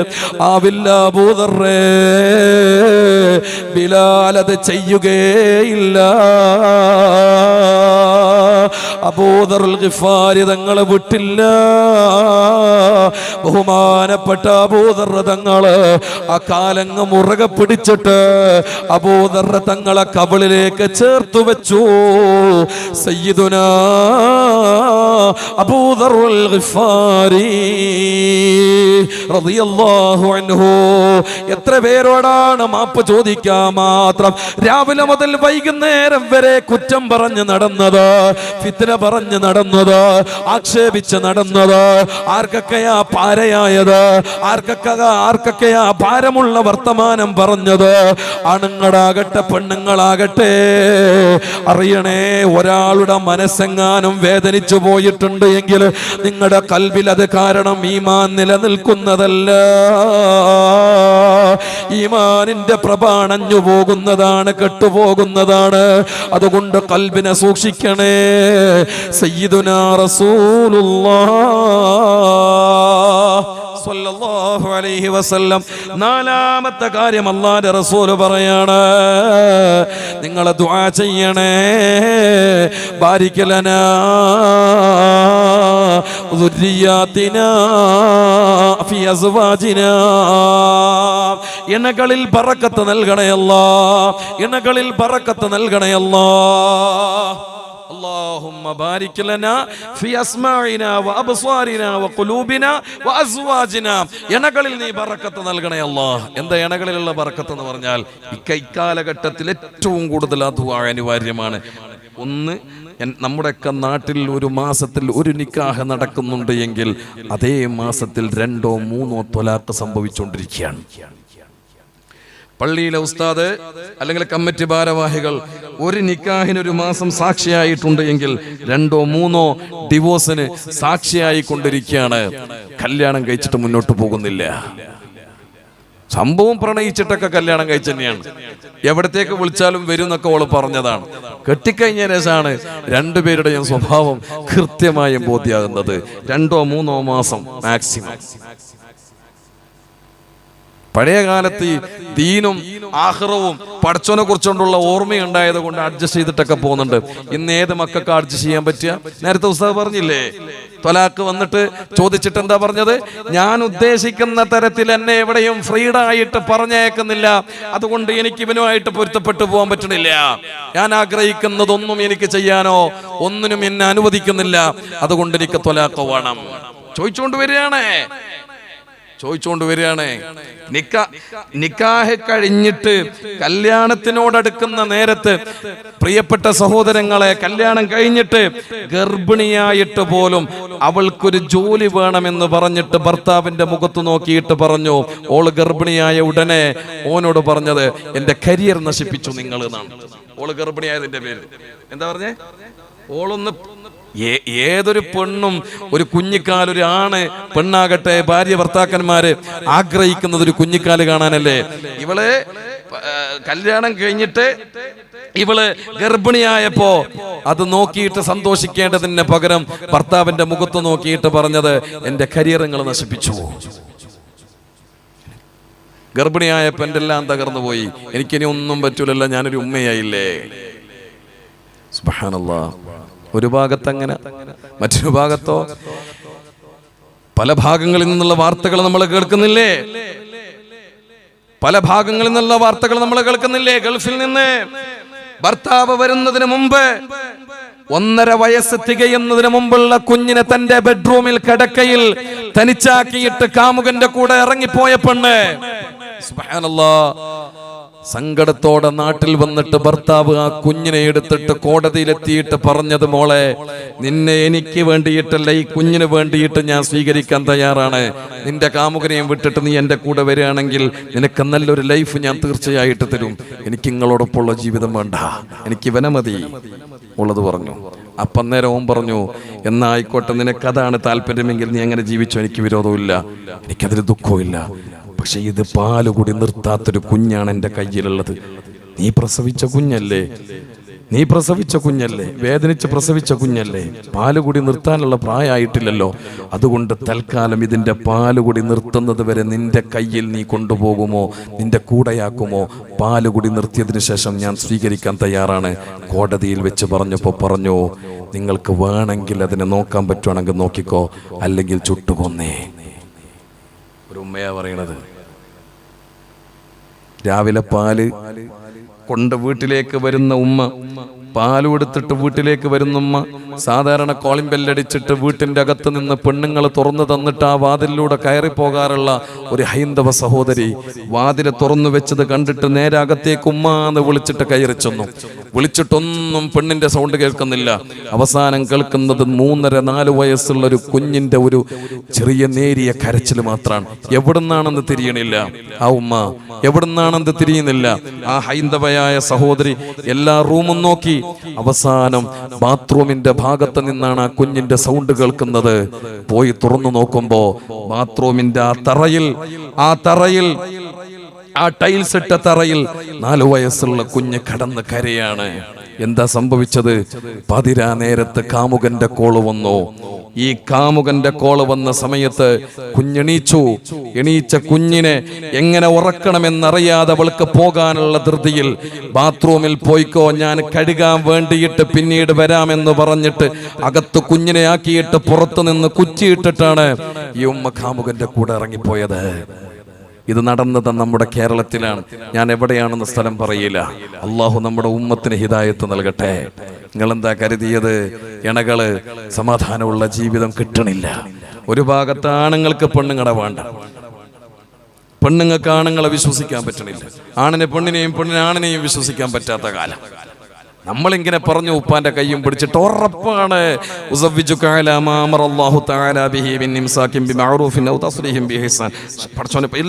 ഏതെല്ലാം നിലയ്ക്ക് ഇസ്ലാം എന്നോട് പറഞ്ഞിട്ടുണ്ടോ ആ രീതിയിൽ കൃത്യമായി നല്ല നിലയ്ക്ക് എന്റെ ഓളോട് ഞാൻ പെരുമാറും ഉസ്താദേ, ഞാൻ പെരുമാറുമല്ല എന്ന് പറഞ്ഞുകൊണ്ട് കൈ പിടിച്ചിട്ട് നമ്മൾ സന്തോഷത്തോടെ സ്വീകരിച്ചു. എവിടെ? കുറച്ചു കാലം കഴിഞ്ഞപ്പോ ഇന്ന് നിങ്ങളുടെ ഇടയിൽ ജീവിക്കുന്ന നിങ്ങളുടെ ഭാര്യ ഉണ്ടല്ലോ, നിങ്ങളുടെ ഇടയിൽ ജീവിക്കുന്ന നിങ്ങളുടെ ഭാര്യമാരുണ്ടല്ലോ, അവരൊരു പക്ഷേ എല്ലാം അവരുടെ മനസ്സിൽ നിന്നൊന്ന് പുറത്തു വരുന്നൊരു സമയം വരുമ്പോ അപ്പോഴറിയാം നിങ്ങളുടെ സ്വഭാവത്തെ പറ്റിയിട്ട് അവരെന്താ പറയണത് എന്നുള്ളത്. ഒരാണിന്റെ സ്വഭാവം നന്നാകേണ്ടത് അവന്റെ ഭാര്യയോടാണ്, നാട്ടുകാരോടല്ല, നിന്റെ പെങ്ങളോടല്ല, നിന്റെ കുടുംബത്തിൽ മറ്റുള്ളവരോടല്ല. നിന്റെ ഭാര്യയോട് നിന്റെ സ്വഭാവം നന്നാക്കണം. അവളെ ശപിക്കരുത്, അവളെ പിഴക്കരുത്, അവളെ പിഴച്ചവളാണെന്ന് വിളിക്കരുത്. വേദനിപ്പിക്കുന്ന കുത്തുവാക്കുകൾ നിന്റെ നാവ് കൊണ്ട് ഭാര്യയുടെ മുഖത്ത് നോക്കിയിട്ട് നീ പറയരുത്. അവരുടെ മനസ്സ് അറിയണം, അവരുടെ അവസ്ഥകൾ നീ അറിയണം. ഇനിയിപ്പോ വരാൻ വേണ്ടി പോകുന്നത് റമളാനല്ലേ. ഞാൻ എന്റെ പ്രിയപ്പെട്ടവരോട് ചോദിക്കട്ടെ, നിങ്ങൾ കരുതിയോ രാവിലെ എണീച്ചിട്ട് കോട്ടൺ ഷൂട്ട് ഇട്ടിട്ട് ഒരു സ്കൂട്ടിയും ബൈക്കും എടുത്തിട്ട് അല്ലെങ്കിൽ നമ്മുടെ ടീഷർട്ടും അതേപോലെ തന്നെ പാന്റൊക്കെ വലിച്ചു കയറ്റിയിട്ട് രാവിലെ മുതൽ 6 മണി വരെയുള്ള ജോലിക്ക് വേണ്ടിയിട്ട് ഇങ്ങനെ എണീച്ചു പോയാ ഞാൻ ഭയങ്കര ജോലിക്കാരൻ, ഞാൻ ഭയങ്കര അധ്വാനിക്കുന്നവൻ, ഞാൻ ഭയങ്കര പണിക്കാരൻ, ഞാൻ ഭയങ്കര കുടുംബത്തെ നോക്കുന്നവൻ അല്ലേ? നമ്മൾ അങ്ങനെയല്ലേ പറയുന്നത്? എന്ത് പണിയാ ഉസ്താദേ, ഒരു ദിവസം റെസ്റ്റ് ഇല്ല, പണിയോട് പണിന്നെ, കഷ്ടപ്പാടിന്നെ, എപ്പോഴും തൊഴിലിന്നെ, ഇതിന്നെ നമ്മുടെ ജീവിതം, അങ്ങനെ പറയാറുള്ളത്. എന്നിട്ട് ഓളെടുത്തെത്തിയിട്ട് ഓളോട് എന്താ പറയണത്? നിങ്ങൾക്ക് ഇവിടെ വീട്ടിൽ എന്താ പണിയുള്ളത്? നിങ്ങൾക്ക് ഈ പൊരക്ക് എന്താ പണിയുള്ളത്? ഓളോട് അങ്ങോട്ട് ചോദിക്കാണ്, നിന്റെ പൊരക്ക് എന്താ ഈ പണിയുള്ളത്? ആരോടാ ചോദിക്കണത്? രാവിലെ മുതൽ 11 മണി വരെ 5 മണിക്ക് എണീച്ച ഈ പെണ്ണ് 11 മണി രാത്രി 11 മണി വരെ ഉറങ്ങിയിട്ടില്ല. എന്ത് പണിയാ അവൾ എടുത്തത്? ചോദിച്ചു നോക്കണം. എന്ത് പണിയാ അവൾ വീട്ടിലെടുക്കുന്നത്? അത് നിങ്ങളുടെ ഈ ശമ്പളത്തിന്റെ സാലറിയുടെ കണ്ണുകൊണ്ട് നോക്കുന്ന നിങ്ങൾക്ക് സാലറി ഇല്ലാണ്ട് 24 മണിക്കൂർ കിട്ടിയാലും അടുക്കളയിൽ ഒരു യാചകയായിട്ട് പണിയെടുക്കുന്നത് പോലെ അങ്ങനെ പണിയെടുക്കുന്ന പെണ്ണിന്റെ കഷ്ടപ്പാട്, സാലറിയോടുകൂടെ പണിയെടുക്കുന്ന നിങ്ങൾക്ക്, ശമ്പളം കിട്ടുന്ന വാങ്ങുന്ന നിങ്ങൾക്ക് ആ കണ്ണ് കൊണ്ട് നോക്കിയ ശമ്പളം കൊടുക്കാതെ പണിയെടുക്കുന്ന പെണ്ണിന്റെ അവസ്ഥ നിങ്ങൾക്ക് അറിയില്ല. അതിനെന്ത് വേണോ? ഒരു സ്ഥലത്തോ ഒരു ദിവസമെങ്കിലും നിങ്ങൾ ശമ്പളം ഇല്ലാണ്ട് പണിയെടുത്ത് നോക്ക്. ഏതാണ് പണിയെടുക്കുക? ഏതാണ്? ഞാൻ പോലും പണിയെടുക്കൂല. എനിക്ക് രാവിലെ ഒരു ക്ലാസ് ആണെന്ന് പറഞ്ഞു. ക്ലാസ്സിലെത്തിയപ്പോ കമ്മിറ്റിക്കാരൻ എന്നോട് പറഞ്ഞു, ഒരു ക്ലാസ് അല്ല ഉസ്താദെ, ഒരു 3/4 മണിക്കൂർ വേറൊരു ക്ലാസ്സും കൂടി എടുക്കണം. 1.5 മണിക്കൂറിന്റെ ഡ്യൂട്ടി, 3/4 മണിക്കൂർ നിങ്ങൾ വേറൊരു ക്ലാസ് കൂടി എടുക്കണം പറഞ്ഞു. ഞാൻ കമ്മിറ്റിക്കാരോട് പറയാം, എനിക്ക് അഡീഷണൽ ശമ്പളം വരണം. ഞാൻ പറയും, അഡീഷണൽ ശമ്പളം എനിക്ക് തരണം. ഞാൻ വാങ്ങും അത്. എന്റെ 1 മിനിറ്റ്, എന്റെ 1 സെക്കൻഡ്, എന്റെ 1 മൈക്രോ നാനോ സെക്കൻഡ് അത് വിലപ്പെട്ടതാണ് എന്നുള്ള രീതിയിൽ ഞാനത് പറയും. എന്നാൽ നിങ്ങളുടെ വീട്ടിലില്ലേ ഒരു പെണ്ണില്ലേ? നിങ്ങളുടെ വീട്ടിൽ നിങ്ങളെ കല്യാണം കഴിപ്പിച്ച് കൊണ്ടുവന്നിട്ട് 10, 15, 20, 25, 30 വർഷമായിട്ട് നിങ്ങളെ പിരാകലെ കേട്ടിട്ട്, നിങ്ങളുടെ കുത്തുവാക്കുകൾ കേട്ടിട്ട്, ശാപവാക്കുകൾ കേട്ടിട്ട്, ഇന്നും നിങ്ങളുടെ മുഖത്ത് നോക്കിയിട്ട് എന്തേലും പറഞ്ഞോ? വേദനിപ്പിക്കുന്ന വാക്ക് അവള് പറഞ്ഞോ? നിങ്ങൾ ഉമ്മാനെ കുറ്റം പറഞ്ഞോ? നിങ്ങൾ ഉപ്പാനെ പറഞ്ഞോ? ഇല്ല. നിങ്ങൾ അവളെ പറഞ്ഞത് പോരാഞ്ഞിട്ട് അവളെയും അവളെ ഉമ്മാനെയും ഉപ്പാനെയും കെട്ടിച്ചു തന്ന എല്ലാരും നിങ്ങൾ പറഞ്ഞില്ലേ? എന്തൊരു വൃത്തികെട്ട ഭർത്താവാണ് നിങ്ങള്. എന്നിട്ട് പള്ളി പോയിട്ട് സുജൂദ് ചെയ്യാ. ആർക്ക് വേണം കൂട്ടരെ നിങ്ങളെ സുജൂദ്? കെട്ടിയൊക്കെ അള്ളാന്റെ മുമ്പിൽ വെച്ചിട്ട് കെട്ടിയോളോട് നല്ല സ്വഭാവത്തിൽ പെരുമാറാത്തവൻ എന്തിനാ സുജൂദ് ചെയ്യുന്നത്? എന്തിനാ ഉംറക്കോന്നത്? ഒരു പ്രയോജനവും ഇല്ല. കെട്ടിയൊക്കെ സമാധാനം കൊടുക്കണം. ഭർത്താവ് ഭാര്യക്ക് സമാധാനം കൊടുക്കണം, സന്തോഷം കൊടുക്കണം. നിന്റെ അടുത്ത് ഓള് വരുമ്പോഴും നീ ഓളടുത്ത് പോകുമ്പോഴും ഒക്കെ സന്തോഷം ഉണ്ടാകണം. അതാണ് നല്ല ഭർത്താവ് എന്ന് പറയുന്നത്. ഇത് വീട്ടിൽ നിന്ന് ഡ്രസ്സ് ഇട്ടിട്ട് മക്കാമിലേക്ക് പോകുന്നെന്ന് പറഞ്ഞാൽ പെണ്ണുങ്ങൾക്ക് സന്തോഷം. സുബ്ഹാനല്ലാഹ്, ഇനി ഉറങ്ങുമ്പോഴല്ലേ വരുള്ളൂ, പിന്നെ ഉറങ്ങിയവരെ കുഴപ്പമില്ല, ഇതിനെ അനുഭവിക്കണ്ടല്ലോ. രാവിലെ എണീച്ചിട്ട് പണിക്കാന്നും പറഞ്ഞിട്ട് ഇറങ്ങിയാൽ പെണ്ണുങ്ങൾക്ക് സന്തോഷമാണ്. ബനിയനിട്ടിട്ട് ഇറങ്ങിയാൽ, കുപ്പായിട്ടിട്ട് ഇറങ്ങുന്ന കണ്ടാൽ ചിലപ്പോ ചില ഉമ്മാര് ചോദിക്കും, ഉപ്പ പോയോ നോക്കണേ. എന്തിനാന്ന്? ഇയാളെ കൊണ്ട് വൈകുന്നേരം വരെ സൗകര്യമില്ല, വീട്ടിൽ സമാധാനമില്ല, എല്ലാറ്റിനും കുറ്റം പറയൽ, വേദനിപ്പിക്കുന്ന വാക്കുകൾ പറയാം. എന്നിട്ട് നാട്ടിൽ പ്രസിഡന്റ്, പഞ്ചായത്ത് പ്രസിഡന്റ്, പള്ളി പ്രസിഡന്റ്, ഉറൂസിന്റെ പ്രസിഡന്റ്, ഭയങ്കര മാന്യനാണ്. പക്ഷെ ഓളെടുത്ത് ഒരു വസ്തുവിന് കൊള്ളൂല. എത്ര വേദനിപ്പിച്ചിട്ടുണ്ട്, ഏതെല്ലാം നിലക്ക് സങ്കടപ്പെടുത്തിയിട്ടുണ്ട്. എന്തിനെ ദുനിയാവിൽ എന്താ അവൾ നിങ്ങൾക്ക് തന്നത്? നല്ല മക്കളെ തന്നില്ലേ? അവൾ വേദനിച്ചില്ലേ? നിങ്ങളെടുത്ത് നിങ്ങളെ കൂടെ കടന്നില്ലേ? നിങ്ങളുടെ ശരീരത്തെ തൊട്ടറിഞ്ഞില്ലേ? വിയർപ്പിന്റെ മണമറിഞ്ഞില്ലേ? എന്തെങ്കിലും അവൾ കുറ്റം പറഞ്ഞോ? വേദനിപ്പിക്കുന്ന വാക്കുകൾ പറഞ്ഞോ? ഞാൻ നിങ്ങളോട് ചോദിക്കട്ടെ, ഒരു ദിവസത്തിലധികം ചൊടിച്ചവർ ചിലപ്പോൾ ഭാര്യമാരോടുണ്ടാകും. ഒരു ദിവസത്തിലധികം ആരെങ്കിലും ഉണ്ടെങ്കിൽ സത്യം പറഞ്ഞേ, ഒന്ന് കൈപൊക്കിയേ. ഒരു ദിവസം മുഴുവനും ഭാര്യയോട് ചൊടിച്ചവരുണ്ടെങ്കിൽ കൈപൊക്കിയേ. സത്യസന്ധമായിട്ട് പറഞ്ഞു, ഞാൻ ചൊടിച്ചിട്ടുണ്ട്. ഒരു ദിവസം ഫുള്ളായിട്ട് ചൊടിച്ചിട്ടില്ല, ചൊടിച്ചിട്ടുണ്ട്, എന്നാലും മുണ്ടിയിട്ടുണ്ട്. ഉണ്ട് അല്ലേ? ഞാൻ ചോദിക്കട്ടെ, അന്ന് പുരയിലുണ്ടാകുമ്പോ രാവിലത്തെ നാസ്ത തരാതെന്നോ? ഇല്ല. ഉച്ചക്കത്തെ ചോറ് തരാതെന്നോ? ഓള് ഇല്ല. രാത്രിയത്തെ ചോറ് തരാതെക്കോ? ഇല്ല. ഓള് മിണ്ടൂല എങ്കിലും മക്കളോടെങ്കിലും കൊടുത്തിട്ട് പറയും, ഇത് ഉപ്പൊക്കെ കൊണ്ടുപോയി കൊടുക്കുമോളെ, ഇതാടെ കൊണ്ടുപോയി വെക്കുമോളെ, ഉപ്പ് തിന്നോട്ടെ, ഉപ്പ കഴിച്ചോട്ടെ. എന്തുകൊണ്ട്? ഭാര്യന്റെ ഉള്ളിൽ സ്നേഹമുണ്ട് കൂട്ടരെ. എത്ര പിണങ്ങിയാലും നിങ്ങൾക്ക് ചോറ് തരാതെ, തിന്നാൻ തരാതെ ഭാര്യക്ക് സമാധാനം കിട്ടൂല. ഓള് തിന്നൂല. ഓളെ ഉള്ളിലൊരു സ്നേഹമുണ്ട്. അത് മനസ്സിലാക്കാൻ ക്രൂരനായ വൃത്തികെട്ട സ്വഭാവമുള്ള നമ്മുടെ ഈ മനസ്സ് സമ്മതിച്ചിട്ടില്ല എന്നുള്ളതാണ്. അതുകൊണ്ട് മരിക്കുന്നത് വരെ നാട്ടാരെ കൊണ്ട് നല്ലത് പറയിപ്പിക്കാൻ നല്ലതല്ല, ഭാര്യയെ കൊണ്ട് പറയിപ്പിക്കാൻ കഴിയണം. മരിച്ചിട്ട് 10 കൊല്ലല്ല 100 കൊല്ലം കഴിഞ്ഞാൽ ഓളം മനസ്സിലുണ്ടാകണം, പടച്ചോനെ എനിക്ക് ഇതുപോലത്തെ ഒരു ഭർത്താവിനെ ദുനിയാവിൽ അല്ലാഹ് തന്നിട്ടില്ല. അല്ലാഹുവേ, എൻ്റെ ജീവിതത്തിലെ സ്വർഗം എന്ന് പറയുന്നത് എൻ്റെ ഭർത്താവാണ്. അത് പറയിപ്പിക്കാൻ കഴിയണം നമുക്ക്. അത് പറയിപ്പിച്ചവരാണ് സയ്യിദുനാ അലി ഇബ്നു അബീ ത്വാലിബ് റളിയല്ലാഹു അൻഹു. തന്റെ പൊന്നാര സഹധർമ്മിണിയാകുന്ന ഫാത്തിമ ബീബി റളിയല്ലാഹു അൻഹ വിട പറയുന്ന നേരത്ത് അവിടെ നിന്നതാ മടിയിൽ കടത്തിയിട്ട് കരഞ്ഞുകൊണ്ട് പറഞ്ഞില്ലേ, മോളെ ഫാത്തിമ, ഉപ്പ തെരഞ്ഞെടുത്ത് പിടിച്ച പുതിയാപ്പിളയാണ്, ഭർത്താവാണ് ഞാൻ. വളരെ പാവപ്പെട്ടവനായി പോയി ഞാൻ. നീ ഉദ്ദേശിക്കുന്ന രീതിയിലുള്ള സന്തോഷകരമായ ആനന്ദപൂർണമായ ലൈഫ് നിനക്ക് തരാൻ പറ്റിയില്ല മോളെ. അവസാന സമയം ഈ അലിയിലൊരു അപേക്ഷയുണ്ട്. മരിച്ചിട്ട് ഖബറിലെത്തിയാൽ മോള് ഉപ്പാനെ കാണുമല്ലോ. ഹബീബായ റസൂലുള്ളാഹി സ്വല്ലല്ലാഹു അലൈഹി വസല്ലം തങ്ങളെ കാണുമല്ലോ മോളെ. ആ സമയത്ത് ഈ അലിയെ പറ്റിയിട്ട് പരാതി പറയരുതേ മോളെ. ഭർത്താവാകുന്ന എന്നെ പറ്റിയിട്ട് റസൂലുള്ളാഹിനോട് പരാതി പറഞ്ഞേക്കല്ല മോളെ. സയ്യിദുനാ അലി ഇബ്നു അബീ ത്വാലിബ് റളിയല്ലാഹു അൻഹു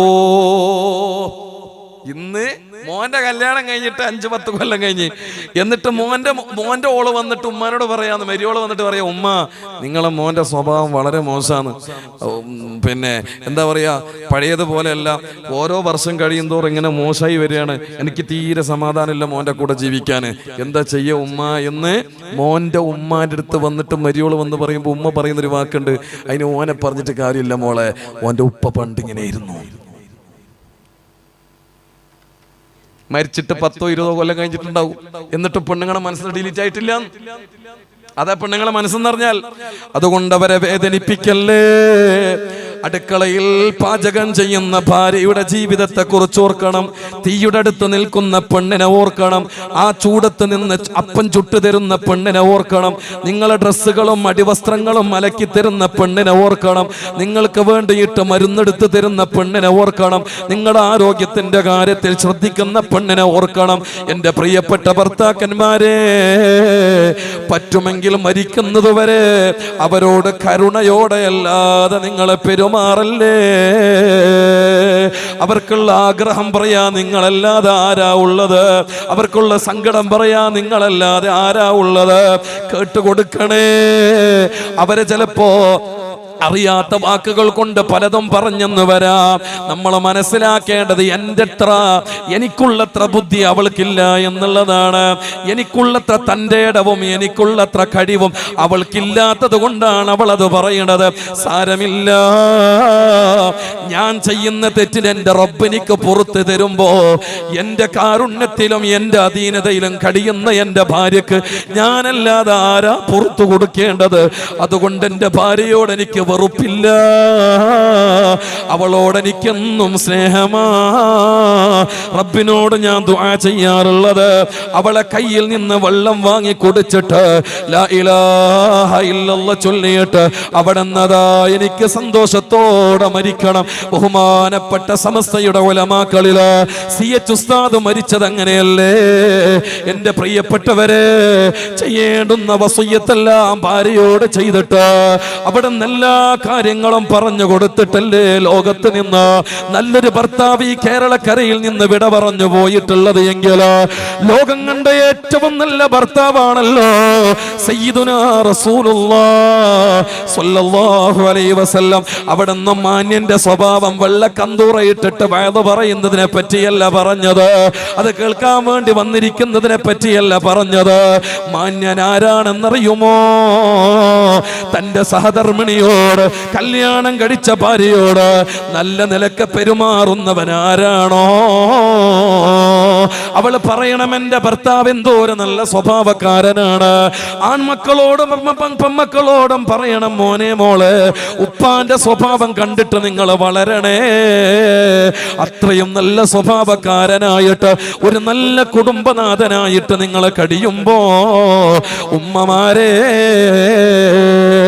അലി ഇബ്നു അബീ ത്വാലിബ് തങ്ങളെ തന്റെ സഹധർമ്മിണിയെ മടിയിൽ കിടത്തിയിട്ട് അവസാനം പൊരുത്തപ്പെടിച്ചിട്ടുണ്ട് എങ്കിൽ നിങ്ങൾക്ക് കേൾക്കണോ, ഹബീബായ നബി തങ്ങൾ ഒരു ദിവസം വീട്ടിലേക്ക് കയറി വരുമ്പോ ഫാത്തിമ സങ്കടത്തിലാണ്, ദുഃഖത്തിലാണ്. അടുത്തിരുന്നിട്ട് അല്ലാഹുവിന്റെ റസൂൽ ചോദിച്ചില്ലേ, എന്തേ മോളെ ഫാത്തിമ കരയണത്? അപ്പൊ പറഞ്ഞു, ഉപ്പാ ഞാനും എൻ്റെ പ്രിയപ്പെട്ട ഭർത്താവും ഒരു ദിവസം സംസാരിച്ചു കൊണ്ടിരിക്കുമ്പോ ഞാൻ എന്തോ ഇഷ്ടമില്ലാത്തൊരു വാക്ക് പറഞ്ഞുപോയി. എൻ്റെ ഭർത്താവിന് അതത്ര ദഹിച്ചില്ല, പൊരുത്തപ്പെട്ടില്ല. ദേഷ്യത്തോടെ എൻ്റെ മുഖത്തേക്ക് നോക്കി. എനിക്ക് ബോധ്യപ്പെട്ടു ഞാൻ പറഞ്ഞത് എൻ്റെ ഭർത്താവിന് ഇഷ്ടപ്പെട്ടിട്ടില്ല എന്ന്. ഉടനെ തന്നെ ഞാൻ മാപ്പ് ചോദിച്ചു. ഉപ്പാ, എൻ്റെ പ്രിയപ്പെട്ട ഭർത്താവിരിക്കുന്ന കസേരക്ക് ചുറ്റും 80 തവണ ചുറ്റിയിട്ട് മാപ്പ് ചോദിച്ചു. എനിക്ക് പൊരുത്തപ്പെട്ടു തന്നു. ഉപ്പാ, ഇന്നിവിടെ ഒറ്റയ്ക്കിരിക്കുന്ന നേരത്ത് ഞാൻ അറിയാതെന്ന് ചെയ്തു പോയ കാര്യങ്ങൾ ഓർക്കുമ്പോ വല്ലാതെ മനസ്സ് സങ്കടപ്പെട്ടു പോവാണ്, വേദനിച്ചു പോവാണ്. ഞാൻ എന്ത് ചെയ്യാനാണ് ഉപ്പാ? അല്ലാഹ് ഭർത്താവിനോട് ചെയ്ത നിസ്സാരമായ ഒരു കാര്യം, അത് തന്നെ ഭർത്താവ് പൊരുത്തപ്പെട്ടു പോയ കാര്യം, ഒരു വട്ടം അതിങ്ങനെ സംഭവിച്ചു പോയതിന്റെ പേരിൽ ജീവിതത്തിൽ അതിനെക്കുറിച്ച് ഒറ്റപ്പെടുന്ന നേരത്ത് ഓർത്ത് സങ്കടപ്പെട്ട് വിലപിക്കുന്ന മകളോട് തന്റെ പ്രിയപ്പെട്ട പൊന്നുമോളെ ചാരത്തിരുത്തിയിട്ട് പിതാവ് പറഞ്ഞു കൊടുക്കുന്നത് കേൾക്കണേ മോളെ ഫാത്തിമ, ഉപ്പാന്റെ കരളിന്റെ കഷ്ണം എന്നുള്ളത് ശരിയാണ്, സ്നേഹനിധി എന്നുള്ളത് ശരിയാണ് മോളെ. നീ എങ്ങാനും നിന്റെ ഭർത്താവിന്റെ പൊരുത്തമില്ലാതെയാണ് നീ മരിച്ചു പോകുന്നത് എങ്കിൽ നിന്റെ മേലിൽ ഈ ഉപ്പ മയ്യത്ത് നമസ്കരിക്കൂല മോളെ ഫാത്തിമ. എന്റെ സ്വഹാബത്ത് നിന്റെ മേലിൽ മയ്യത്ത് നമസ്കരിക്കൂല മോളെ ഫാത്തിമ. ഉമ്മമാരെ, ലോകത്തിന് മാതൃക അവരല്ലേ, സയ്യിദത്തു നിസാഇ അഹ്ലിൽ ജന്ന, നിങ്ങളുടെ നേതാവ് അവരല്ലേ, ഫാത്തിമയല്ലേ. ആ മാതൃകയാണ് നിങ്ങൾക്ക് വേണ്ടത്. മരിക്കുന്നത് വരെ നിങ്ങൾക്ക് ജീവിതം തന്ന, മക്കളെ തന്ന, നിങ്ങളുടെ കാര്യത്തിൽ വളരെയേറെ ശ്രദ്ധയോടെ സ്നേഹത്തോടെ കൂട്ടിച്ചേർത്ത് പിടിച്ച ഭർത്താവിനെ നല്ലതുപോലെ പരിചരിക്കണേ, നോക്കണേ, സ്നേഹത്തോടെ കഴിയണേ. ഇവിടെ മാതൃകയാക്കാൻ കഴിയുന്ന വിധത്തില് മക്കളെ മുന്നിൽ നല്ല ജീവിതം മക്കൾക്ക് കാണിച്ചു കൊടുക്കാൻ നല്ല ഉപ്പയും നല്ല ഉമ്മയുമാകണം. അല്ലാഹു സുബ്ഹാനഹു വ തആല അതിന് തൗഫീഖ് നൽകട്ടെ. നടുവിന്റെ ഭാഗത്ത് പരിക്ക് പറ്റിയിട്ട് ഓപ്പറേഷൻ കഴിഞ്ഞിട്ട് മാസങ്ങൾ വർഷങ്ങളായിട്ട് കടത്തത്തിലായി എൻ്റെ ഉമ്മ. ആ ഉമ്മാന്റെ അടുത്ത് വൈകുന്നേരം കിടക്കുന്ന ഉമ്മാന്റെ അടുത്ത് ഒരു ഗ്ലാസ്സിൽ നിന്ന് ചായ കുടിച്ചിട്ട് ബാക്കിയുള്ളത് വെച്ചിട്ട് കൊണ്ടുപോയി കൊടുക്കുന്ന പിതാവിനെ ഞാൻ ഇവിടെ കാണുകയാണ്. അല്ലാഹ്, എൻ്റെ ഉമ്മ ഇന്ന് 6 അടി മണ്ണിലാണ്. കാണിച്ചു കൊടുത്തതും പഠിപ്പിച്ചു തന്നതും അതേ മാതൃകാപരമായ ജീവിതമാണ്. അവിടെ നിന്ന് ഉപ്പ പുറത്തു പോയാൽ വരുന്നത് വരെ ഞങ്ങൾക്ക് ഭക്ഷണം തന്നാലും ഉപ്പ വരുന്നത് വരെ കാത്തിരുന്നിട്ടേ ഉമ്മ ഭക്ഷണം കഴിക്കുകയുള്ളൂ. രണ്ടുപേരുടെയും സ്നേഹം അങ്ങനെയാണ്. ഇന്നിപ്പോ ഏകാന്തതയിൽ എൻ്റെ പിതാവിനെ കാണുമ്പോ മനസ്സ് വല്ലാതെ സങ്കടപ്പെട്ടു പോകുന്നുണ്ട്, ദുഃഖം വരുന്നുണ്ട്. കഴിഞ്ഞ ദിവസം ഇവിടെ വോട്ട് ചെയ്യാൻ വേണ്ടിയിട്ട് വന്ന നേരം ഞാൻ എൻ്റെ പിതാവിനെയും കൂട്ടിയിട്ട് ഉമ്മാന്റെ ഖബറിന്റെ അടുത്ത് ചെന്നപ്പോ അവിടെ ചെന്ന് സിയാറത്ത് കഴിഞ്ഞിട്ട് ഇറങ്ങുന്ന നേരത്ത് ഒരു ഭാഗത്തൊരു പക്ഷേ അത് പറ്റൂല എന്ന് പറയാൻ പറ്റുമെങ്കിലും അവിടുന്ന് സ്നേഹം കൊണ്ടറിയാതെ ചെയ്തു പോയതാണ്. ഖബറിന്റെ അടുത്തുള്ള മണ്ണ് പിടിച്ചിട്ട് ആ മണ്ണിനെ ചുംബിച്ചു എൻ്റെ പിതാവ്. ഞാൻ അവിടുന്ന് സങ്കടപ്പെട്ടു പോയി, കരഞ്ഞുപോയി. അല്ലാഹുവേ, ഇതുപോലെ ജീവിതത്തിലും മരണത്തിലും ചേർത്ത് പിടിക്കാൻ പറ്റുന്ന ഹൃദയബന്ധങ്ങളായി, കാരുണ്യമുള്ള ബന്ധങ്ങളായി, പ്രണയബന്ധങ്ങളായി നമ്മുടെ ദാമ്പത്യ ജീവിതം മുന്നോട്ട് കൊണ്ടുപോയാൽ ദുനിയാവിലും ആഖിറത്തിലും അല്ലാഹു സുബ്ഹാനഹു വ തആല അതേ അവരെ ഇണകളാക്കി ചേർത്ത് തരുന്നതാണ്. അല്ലാഹു നമുക്കതിന് തൗഫീഖ് നൽകട്ടെ. അവസാനം പറഞ്ഞു നിർത്തട്ടെ, വദുരിയാതിനാ, സന്താനങ്ങളിൽ ബറക്കത്ത് നൽകണേ അല്ലാഹ്. നല്ല സന്താനങ്ങളെ നമ്മുടെ വീട്ടിൽ വളർത്തണം. നിസ്കാരമുള്ള മക്കളെ വളർത്തണം. ഖുർആനുമായ ഹൃദയബന്ധമുള്ള മക്കളെ വളർത്തണം. പരിശുദ്ധമായ ദീനിന്റെ അടയാളങ്ങള് സംരക്ഷിക്കുന്ന മക്കളെ വളർത്തണം. ഉപ്പമാരെ, മതത്തെക്കാളേറെ ഭൗതികതക്ക് താല്പര്യം കാണിക്കുന്ന ഈ കാലഘട്ടത്തില് ഭൗതികത പഠിപ്പിക്കണ്ട എന്നൊന്നും പറയണില്ല. വീട്ടിൽ നിന്നൊന്ന് പുറത്തിറങ്ങിയ നിങ്ങളുടെ മോളെ പർദ്ദ ധരിച്ചിട്ടുണ്ട്, ശരിയാ, പക്ഷെ അവളുടെ നടത്തം അറിയുമോ? കൂട്ടുകെട്ടറിയുമോ? ബന്ധങ്ങൾ അറിയുമോ? പരിശോധിച്ചിട്ടുണ്ടോ? അവസാനം കോടതി മുറിയിൽ വെച്ചിട്ട് അഭിമാനം നഷ്ടപ്പെടുന്ന രൂപത്തിലാകാതെ എന്നും ഇസ്സത്തോടെ ചേർത്ത് പിടിക്കണോ? നല്ല ഉപദേശം മക്കൾക്ക് കൊടുക്കണേ. അവരെ നിസ്കാര നിസ്കാരം പഠിപ്പിക്കണേ, റസൂലുള്ളാഹിയോടുള്ള സ്നേഹം പഠിപ്പിക്കണേ, പരിശുദ്ധമായ ദീനിന്റെ അടയാളങ്ങൾ അവരുടെ വസ്ത്രത്തിലും വേഷത്തിലും അവരുടെ സംസാരത്തിലും കാണിക്കണേ. അത്തരം മാർഗങ്ങൾ മക്കൾക്ക് പഠിപ്പിച്ചു കൊടുക്കണേ. അല്ലാഹു തൗഫീഖ് തരട്ടെ, അല്ലാഹു തൗഫീഖ് തരട്ടെ. കൂടുതൽ കൂടുതൽ വിശ്വാസം അർപ്പിക്കുന്നതിനനുസരിച്ച് കൂടുതൽ കൂടുതൽ മാതാപിതാക്കളെ വഞ്ചിക്കുന്ന മക്കൾ വളർന്നു വരുന്ന കാലഘട്ടത്താണ് നമ്മളുള്ളത്. ഈ അടുത്തൊരു സ്ഥലത്ത് നിസ്കരിക്കാൻ വേണ്ടി അസുസ്കരിക്കാൻ വേണ്ടിയിട്ട് കയറിയപ്പോ നിസ്കാരം കഴിഞ്ഞിട്ട് പുറത്തിറങ്ങിയ നേരത്തെ ഒരു പിതാവ് സങ്കടപ്പെട്ടുകൊണ്ട് അടുത്ത് വന്നിട്ട് എന്നോട് ദുആ ചെയ്യാൻ വേണ്ടി പറഞ്ഞ കൂട്ടത്തിൽ പറയാണ്, ഉസ്താദേ മക്കൾ മരിക്കാൻ വേണ്ടിയിട്ട് ദുആ ചെയ്യാൻ വേണ്ടി പറ്റുമോ? ഇന്നാലില്ല. ഞാൻ ചോദിച്ചു അതെന്താ അങ്ങനെ, എന്തെങ്കിലും പ്രശ്നമാണോ? അപ്പൊ പറഞ്ഞു ആകെയുള്ള ജീവിതം കൊണ്ട് ഗൾഫ് പോയിട്ട് 10, 30, 35 വർഷം ഗൾഫിൽ അധ്വാനിച്ച് വന്ന് നാട്ടിൽ വന്നിട്ട് ഉസ്താദേ ഞാൻ ഉണ്ടാക്കിയ വീടും സ്ഥലവും ഇപ്പോഴത്തെ മക്കൾക്ക് കച്ചവടം ചെയ്യണം എന്ന് പറഞ്ഞിട്ട് മക്കൾക്ക് ബാങ്കിൽ ലോൺ എടുക്കാൻ വേണ്ടിയിട്ട് ബാങ്ക് ഇത് കൊടുത്തിട്ടാണുള്ളത്. എന്നിട്ട് 3 വർഷം കഴിഞ്ഞു. 3 വർഷം കഴിഞ്ഞിട്ട് ഇതുവരെ അതിന്റെ ഒരു EMI അടിച്ചിട്ടില്ല. അത് കാരണം ഇപ്പൊ ജപ്തി നോട്ടീസ് വന്നിരിക്കുകയാണ്. മക്കൾ നാട് വിട്ടിരിക്കുകയാണ്, ബിസിനസ് തകർന്നിരിക്കുകയാണ്. അടക്കാൻ വേണ്ടി പറഞ്ഞപ്പോ എന്നോട് പറഞ്ഞത് അത് ഒന്നുകിൽ ബാങ്കുകാർ എടുക്കുകയാണെങ്കിൽ എടുത്തോട്ടെ, അല്ലെങ്കിൽ ഉപ്പാക്ക് വിറ്റിട്ട് കിട്ടുന്നത് ബാങ്ക് കൊണ്ടുപോയിട്ട് അടച്ചോളൂ, അല്ലെങ്കിൽ ബാങ്കുകാർ എടുത്തോട്ടെ. ഉപ്പാക്ക് ഇപ്പൊ കൂടെ ഉമ്മ ഇല്ലാത്തത് കൊണ്ട് പറയാണ് അയാള്, എന്റെ ഭാര്യ മരിച്ചോയി ഉസ്താദെ, ഉമ്മ ഇല്ലാത്തത് കൊണ്ട് ഇപ്പൊ ഉപ്പാക്ക് വേറെ എവിടെയും പോയി കിടക്കണ്ടല്ലോ, പള്ളി പോയിട്ട് കിടന്നാൽ മതിയല്ലോ. ഈ മക്കള് മരിക്കാൻ വേണ്ടിയിട്ട് ദ്വാരക്കാൻ പറ്റുമോ? എന്നോട് ചോദിക്കുക.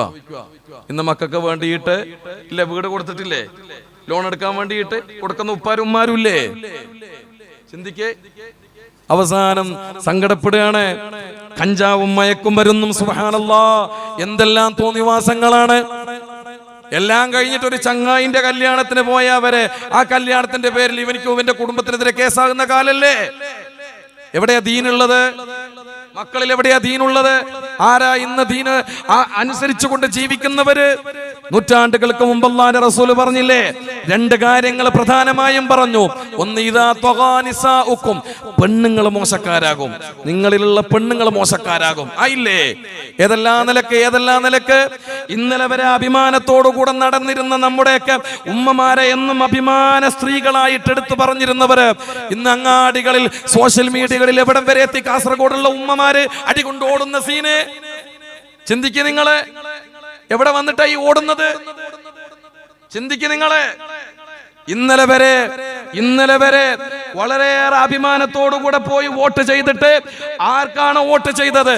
ആ ചെയ്ത സ്ഥാനാർത്ഥി വിജയിച്ചതിന്റെ പേരിൽ വീട്ടിലിരുന്നു കൊണ്ട് സന്തോഷിച്ചിരുന്ന ഉമ്മമാരായിരുന്നു എങ്കിൽ ഇന്ന് സ്ഥാനാർത്ഥികൾക്ക് മുത്തം കൊടുത്തും കൈപിടിച്ചും അവർക്ക് ചുംബനം കൊടുത്തും അല്ലേ റോഡുകളിൽ ഇറങ്ങിയിട്ട് സാരികൾ ഉടുത്ത് പർദ്ദ ധരിച്ചിട്ട് ഡാൻസ് കളിക്കുന്ന ഉമ്മമാരെ അല്ലേ കേരളം ഇന്നലെ കണ്ടത്? സമുദായ പാർട്ടിയുടെ പേര് പറഞ്ഞിട്ട് എവിടെ എത്തി നമ്മുടെ ഉമ്മമാര്? ഇതാ തഗാ നിസാഉക്കും, നിങ്ങളുടെ പെണ്ണുങ്ങൾ മോശക്കാരാകാണ്. ചിന്തിക്കേ. അല്ലാഹു നമുക്ക് ഹിദായത്ത് തരട്ടെ. മാത്രല്ല ചെറുപ്പക്കാര് ഫ്രോഡുകളാകുക, തമ്മാടികളാകുകയാണ്. എവിടെ ചെറുപ്പക്കാർക്ക് ഇസ്ലാമിക ബോധം? ഒരു പള്ളിയിലെ ഉസ്താദ് പറയാണ്, നിക്കാഹ് നടക്കുന്ന സദസ്സിൽ ഇസ്ലാമികപരമായിട്ടുള്ള രീതിയിലല്ലാതെ ഇവിടെ നിക്കാഹ് നടക്കാൻ പാടില്ല. നിക്കാഹ് കഴിഞ്ഞിട്ട് പുതിയാപ്പിളനെ പുരയിലേക്ക് കൊണ്ടുപോകുമ്പോ ഇസ്ലാമികപരമായിട്ടുള്ള രീതിയിലല്ലാതെ കൊണ്ടുപോകാൻ പാടില്ല. എവിടെ ഏത് ഇസ്ലാമിനെയാണ്, ഏത് പണ്ഡിതനെയാണ്, ഏത് നിയമത്തെയാണ്, ഏത് ഭരണത്തെയാണ്, അല്ലെങ്കിൽ ഏത് ജമാഅത്ത് കമ്മിറ്റിയുടെ തീരുമാനത്തെയാണ് ആ നാട്ടിലുള്ള ചെറുപ്പക്കാർ അംഗീകരിച്ചിട്ടുള്ളത്? എത്ര ഫിത്നകളാണ്. ചിന്തിക്കെന്റെ പ്രിയപ്പെട്ടവരെ. എല്ലാ തോന്നിവാസത്തിനും കൂട്ടുനിൽക്കുന്ന ചെറുപ്പക്കാരായി മാറിയില്ലേ നിങ്ങളുടെ മക്കളല്ലേ? നല്ല സംസ്കാരമുണ്ടോ? പറയും നിങ്ങള്. എവിടെ എത്തി നമ്മുടെ സമൂഹം? അള്ളാഹു നമുക്ക് ഹിദായത്ത് തരട്ടെ. അതുകൊണ്ട് മക്കളെ നന്നാക്കണം. മക്കളെ കയറൂരി വിടരുത്. പെമ്മക്കളാണെങ്കിൽ ദുഷിച്ചു പോവാണ്. ചെറിയ പ്രായത്തിൽ പ്രണയം തുടങ്ങാണ്. അവരെ കണ്ടിരിക്കുന്നത് റിയൽ ലൈഫ് അല്ല, റീൽസ് ലൈഫാണ് അവരെ കണ്ടുകൊണ്ടിരിക്കുന്നത്. അതുകൊണ്ട് തന്നെ റീൽസിൽ കാണുന്ന കപ്പിൾസിന്റെ പ്രണയവും അതേപോലെ തന്നെ ചെറുപ്പക്കാരികളെ കാണിച്ചു കൂട്ടുന്ന അവരുടെ ഭ്രാന്തമായ പ്രണയബന്ധങ്ങളെല്ലാം എനിക്കും വേണമെന്ന് ആഗ്രഹിക്കുന്ന അതിനെ പാട്ടുകൾ വെച്ച് അതിനെ പിന്നെ മുഖത്തേക്കൊക്കെ സൗന്ദര്യ വസ്തുക്കൾ ഉപയോഗിച്ചു. ഒരു മദ്രസയിലേക്ക് വരെ ഇപ്പൊ മദ്രസയിലേക്ക് വരുന്ന കുട്ടികൾ പോലും, സ്കൂളിലേക്കൊക്കെ പോകുന്ന കുട്ടികൾ ഫാഷൻ പരേഡിന് പോകുന്ന കോലത്തിലല്ലേ പോകുന്നത്? നോക്ക്, ആരിതൊക്കെ മേടിച്ചു കൊടുക്കുന്നത്? മുഖത്തേക്ക് ചായം തേച്ചുകൊണ്ട് വുളൂഇന്റെ വെള്ളം പോലും ഉപയോഗിക്കാൻ പറ്റാത്ത രൂപത്തിൽ എങ്ങനെയും മക്കൾ ഈമാനോട് കൂടി മരിക്കുക കൂട്ടരെ? എങ്ങനെ ഈ മക്കൾ ഉമ്മാക്ക് സമാധാനം കൊടുക്കുക, എങ്ങനെ ഉപ്പാക്ക് സമാധാനം കൊടുക്കുക? എന്നിട്ട് അവസാനം പള്ളിയിലെ സ്വലാത്തിന്റെ മജ്‌ലിസിൽ വന്നിട്ട് ഉസ്താദിനോട് പറയാ, എന്റെ മക്കൾക്ക് എന്തോ കുഴപ്പമുണ്ട് ഉസ്താദെ, ദ്വാരക്കണങ്ങള്. ഇയാൾക്ക് നല്ലോണം കൊടുക്കേ വേണ്ടത്. ഓൻ വളർത്തിയതിൽ തെറ്റുണ്ട്, വീട്ടിലുള്ള ഉമ്മ വളർത്തിയതിൽ തെറ്റുണ്ട്. മോളെ ചമഞ്ഞൊരുങ്ങി അണിഞ്ഞൊരുങ്ങിയിട്ട് പുട്ടി വിട്ടിട്ട് വീട്ടിൽ നിന്ന് സ്കൂളിലേക്ക് പോകാൻ ചോദിക്കണം, അല്ല മോളെ നീ സ്കൂളിലേക്കാണോ പോകുന്നത്, അല്ല ഏതെങ്കിലും ഒരുത്തന്റെ കൂടെ ഇറങ്ങി നടക്കാനാണോ നീ പോകുന്നത്, കല്യാണത്തിനാണോ പോണത്, മണവാട്ടിയായിട്ടാണോ പോകുന്നത്? ഓളോട് ചോദിക്കണം. ടൗണിലിറങ്ങി നോക്കിയാട്ടെ, ചെറിയ ചെറിയ പിള്ളേർ വരെ ഏതോ അന്യ സംസ്ഥാനത്ത് നിന്നുള്ള പെണ്ണുങ്ങൾ വന്ന മാതിരി സുബ്ഹാനല്ലാഹ് മുറുക്കാൻ ചവച്ചിട്ട് ചുണ്ട് ചോപ്പിക്കുന്ന പോലെ ചെറിയ കുട്ടികൾ വരെ ലിഫ്റ്റിക് ഇട്ടിട്ടാണ് ഇപ്പൊ പോകുന്നത്. എന്തെല്ലാം ഹറാമിന്റെ ക്രീമുകള്, മുഖത്തേക്ക് തേക്കുന്ന ക്രീമുകള്. പ്രിയപ്പെട്ടവരെ, വുളൂഇന്റെ വെള്ളം പോലും ചേർക്കാൻ കഴിയാത്ത രൂപത്തിൽ ഇല്ലേ മക്കൾ ഉപയോഗിക്കുന്നില്ലേ? ഉപ്പാക്കും ബോധമില്ല, ഉമ്മാക്കും ബോധമില്ല. എല്ലാരും ഇന്ന് സ്റ്റൈലിനെയും ഗ്ലാമറിനെയും സൗന്ദര്യത്തെയും പ്രണയിച്ചു കൊണ്ടിരിക്കുകയാണ്. എല്ലാവർക്കും വേണ്ടത് അതാണ്. പിന്നെ ആരെങ്കിലും ഒരുത്തന്റെ കൂടെ പോയ എന്തിനപ്പോ ദുഃഖിക്കുന്നത്? ഒരു ദുഃഖവും വേണ്ട, ആരോടും സങ്കടവും പറയണ്ട. അതുകൊണ്ട് അച്ചടക്കത്തോടെ ഒതുക്കത്തോടെ ഇസ്ലാമിക രീതിയിൽ മക്കളെ വളർത്താൻ പറ്റുവാണെങ്കിൽ അത് കൃത്യമായും ചെയ്യുക. അല്ലാതെ വരുമ്പോൾ കൈവിട്ടു പോയാൽ പിന്നെ നമുക്ക് പിടിച്ചാൽ കിട്ടൂല. അള്ളാഹു നമ്മുടെ കുടുംബത്തെ നന്നാക്കി തരട്ടെ, ദീനി ബോധമുള്ള കുടുംബമാക്കി അള്ളാഹു മാറ്റി തരട്ടെ. എന്നും മക്കളെ കൊണ്ട് സന്തോഷിക്കുന്ന നല്ല മക്കളായിട്ട് വളർത്താൻ അള്ളാഹു നമുക്ക് തൗഫീഖ് ചെയ്യട്ടെ.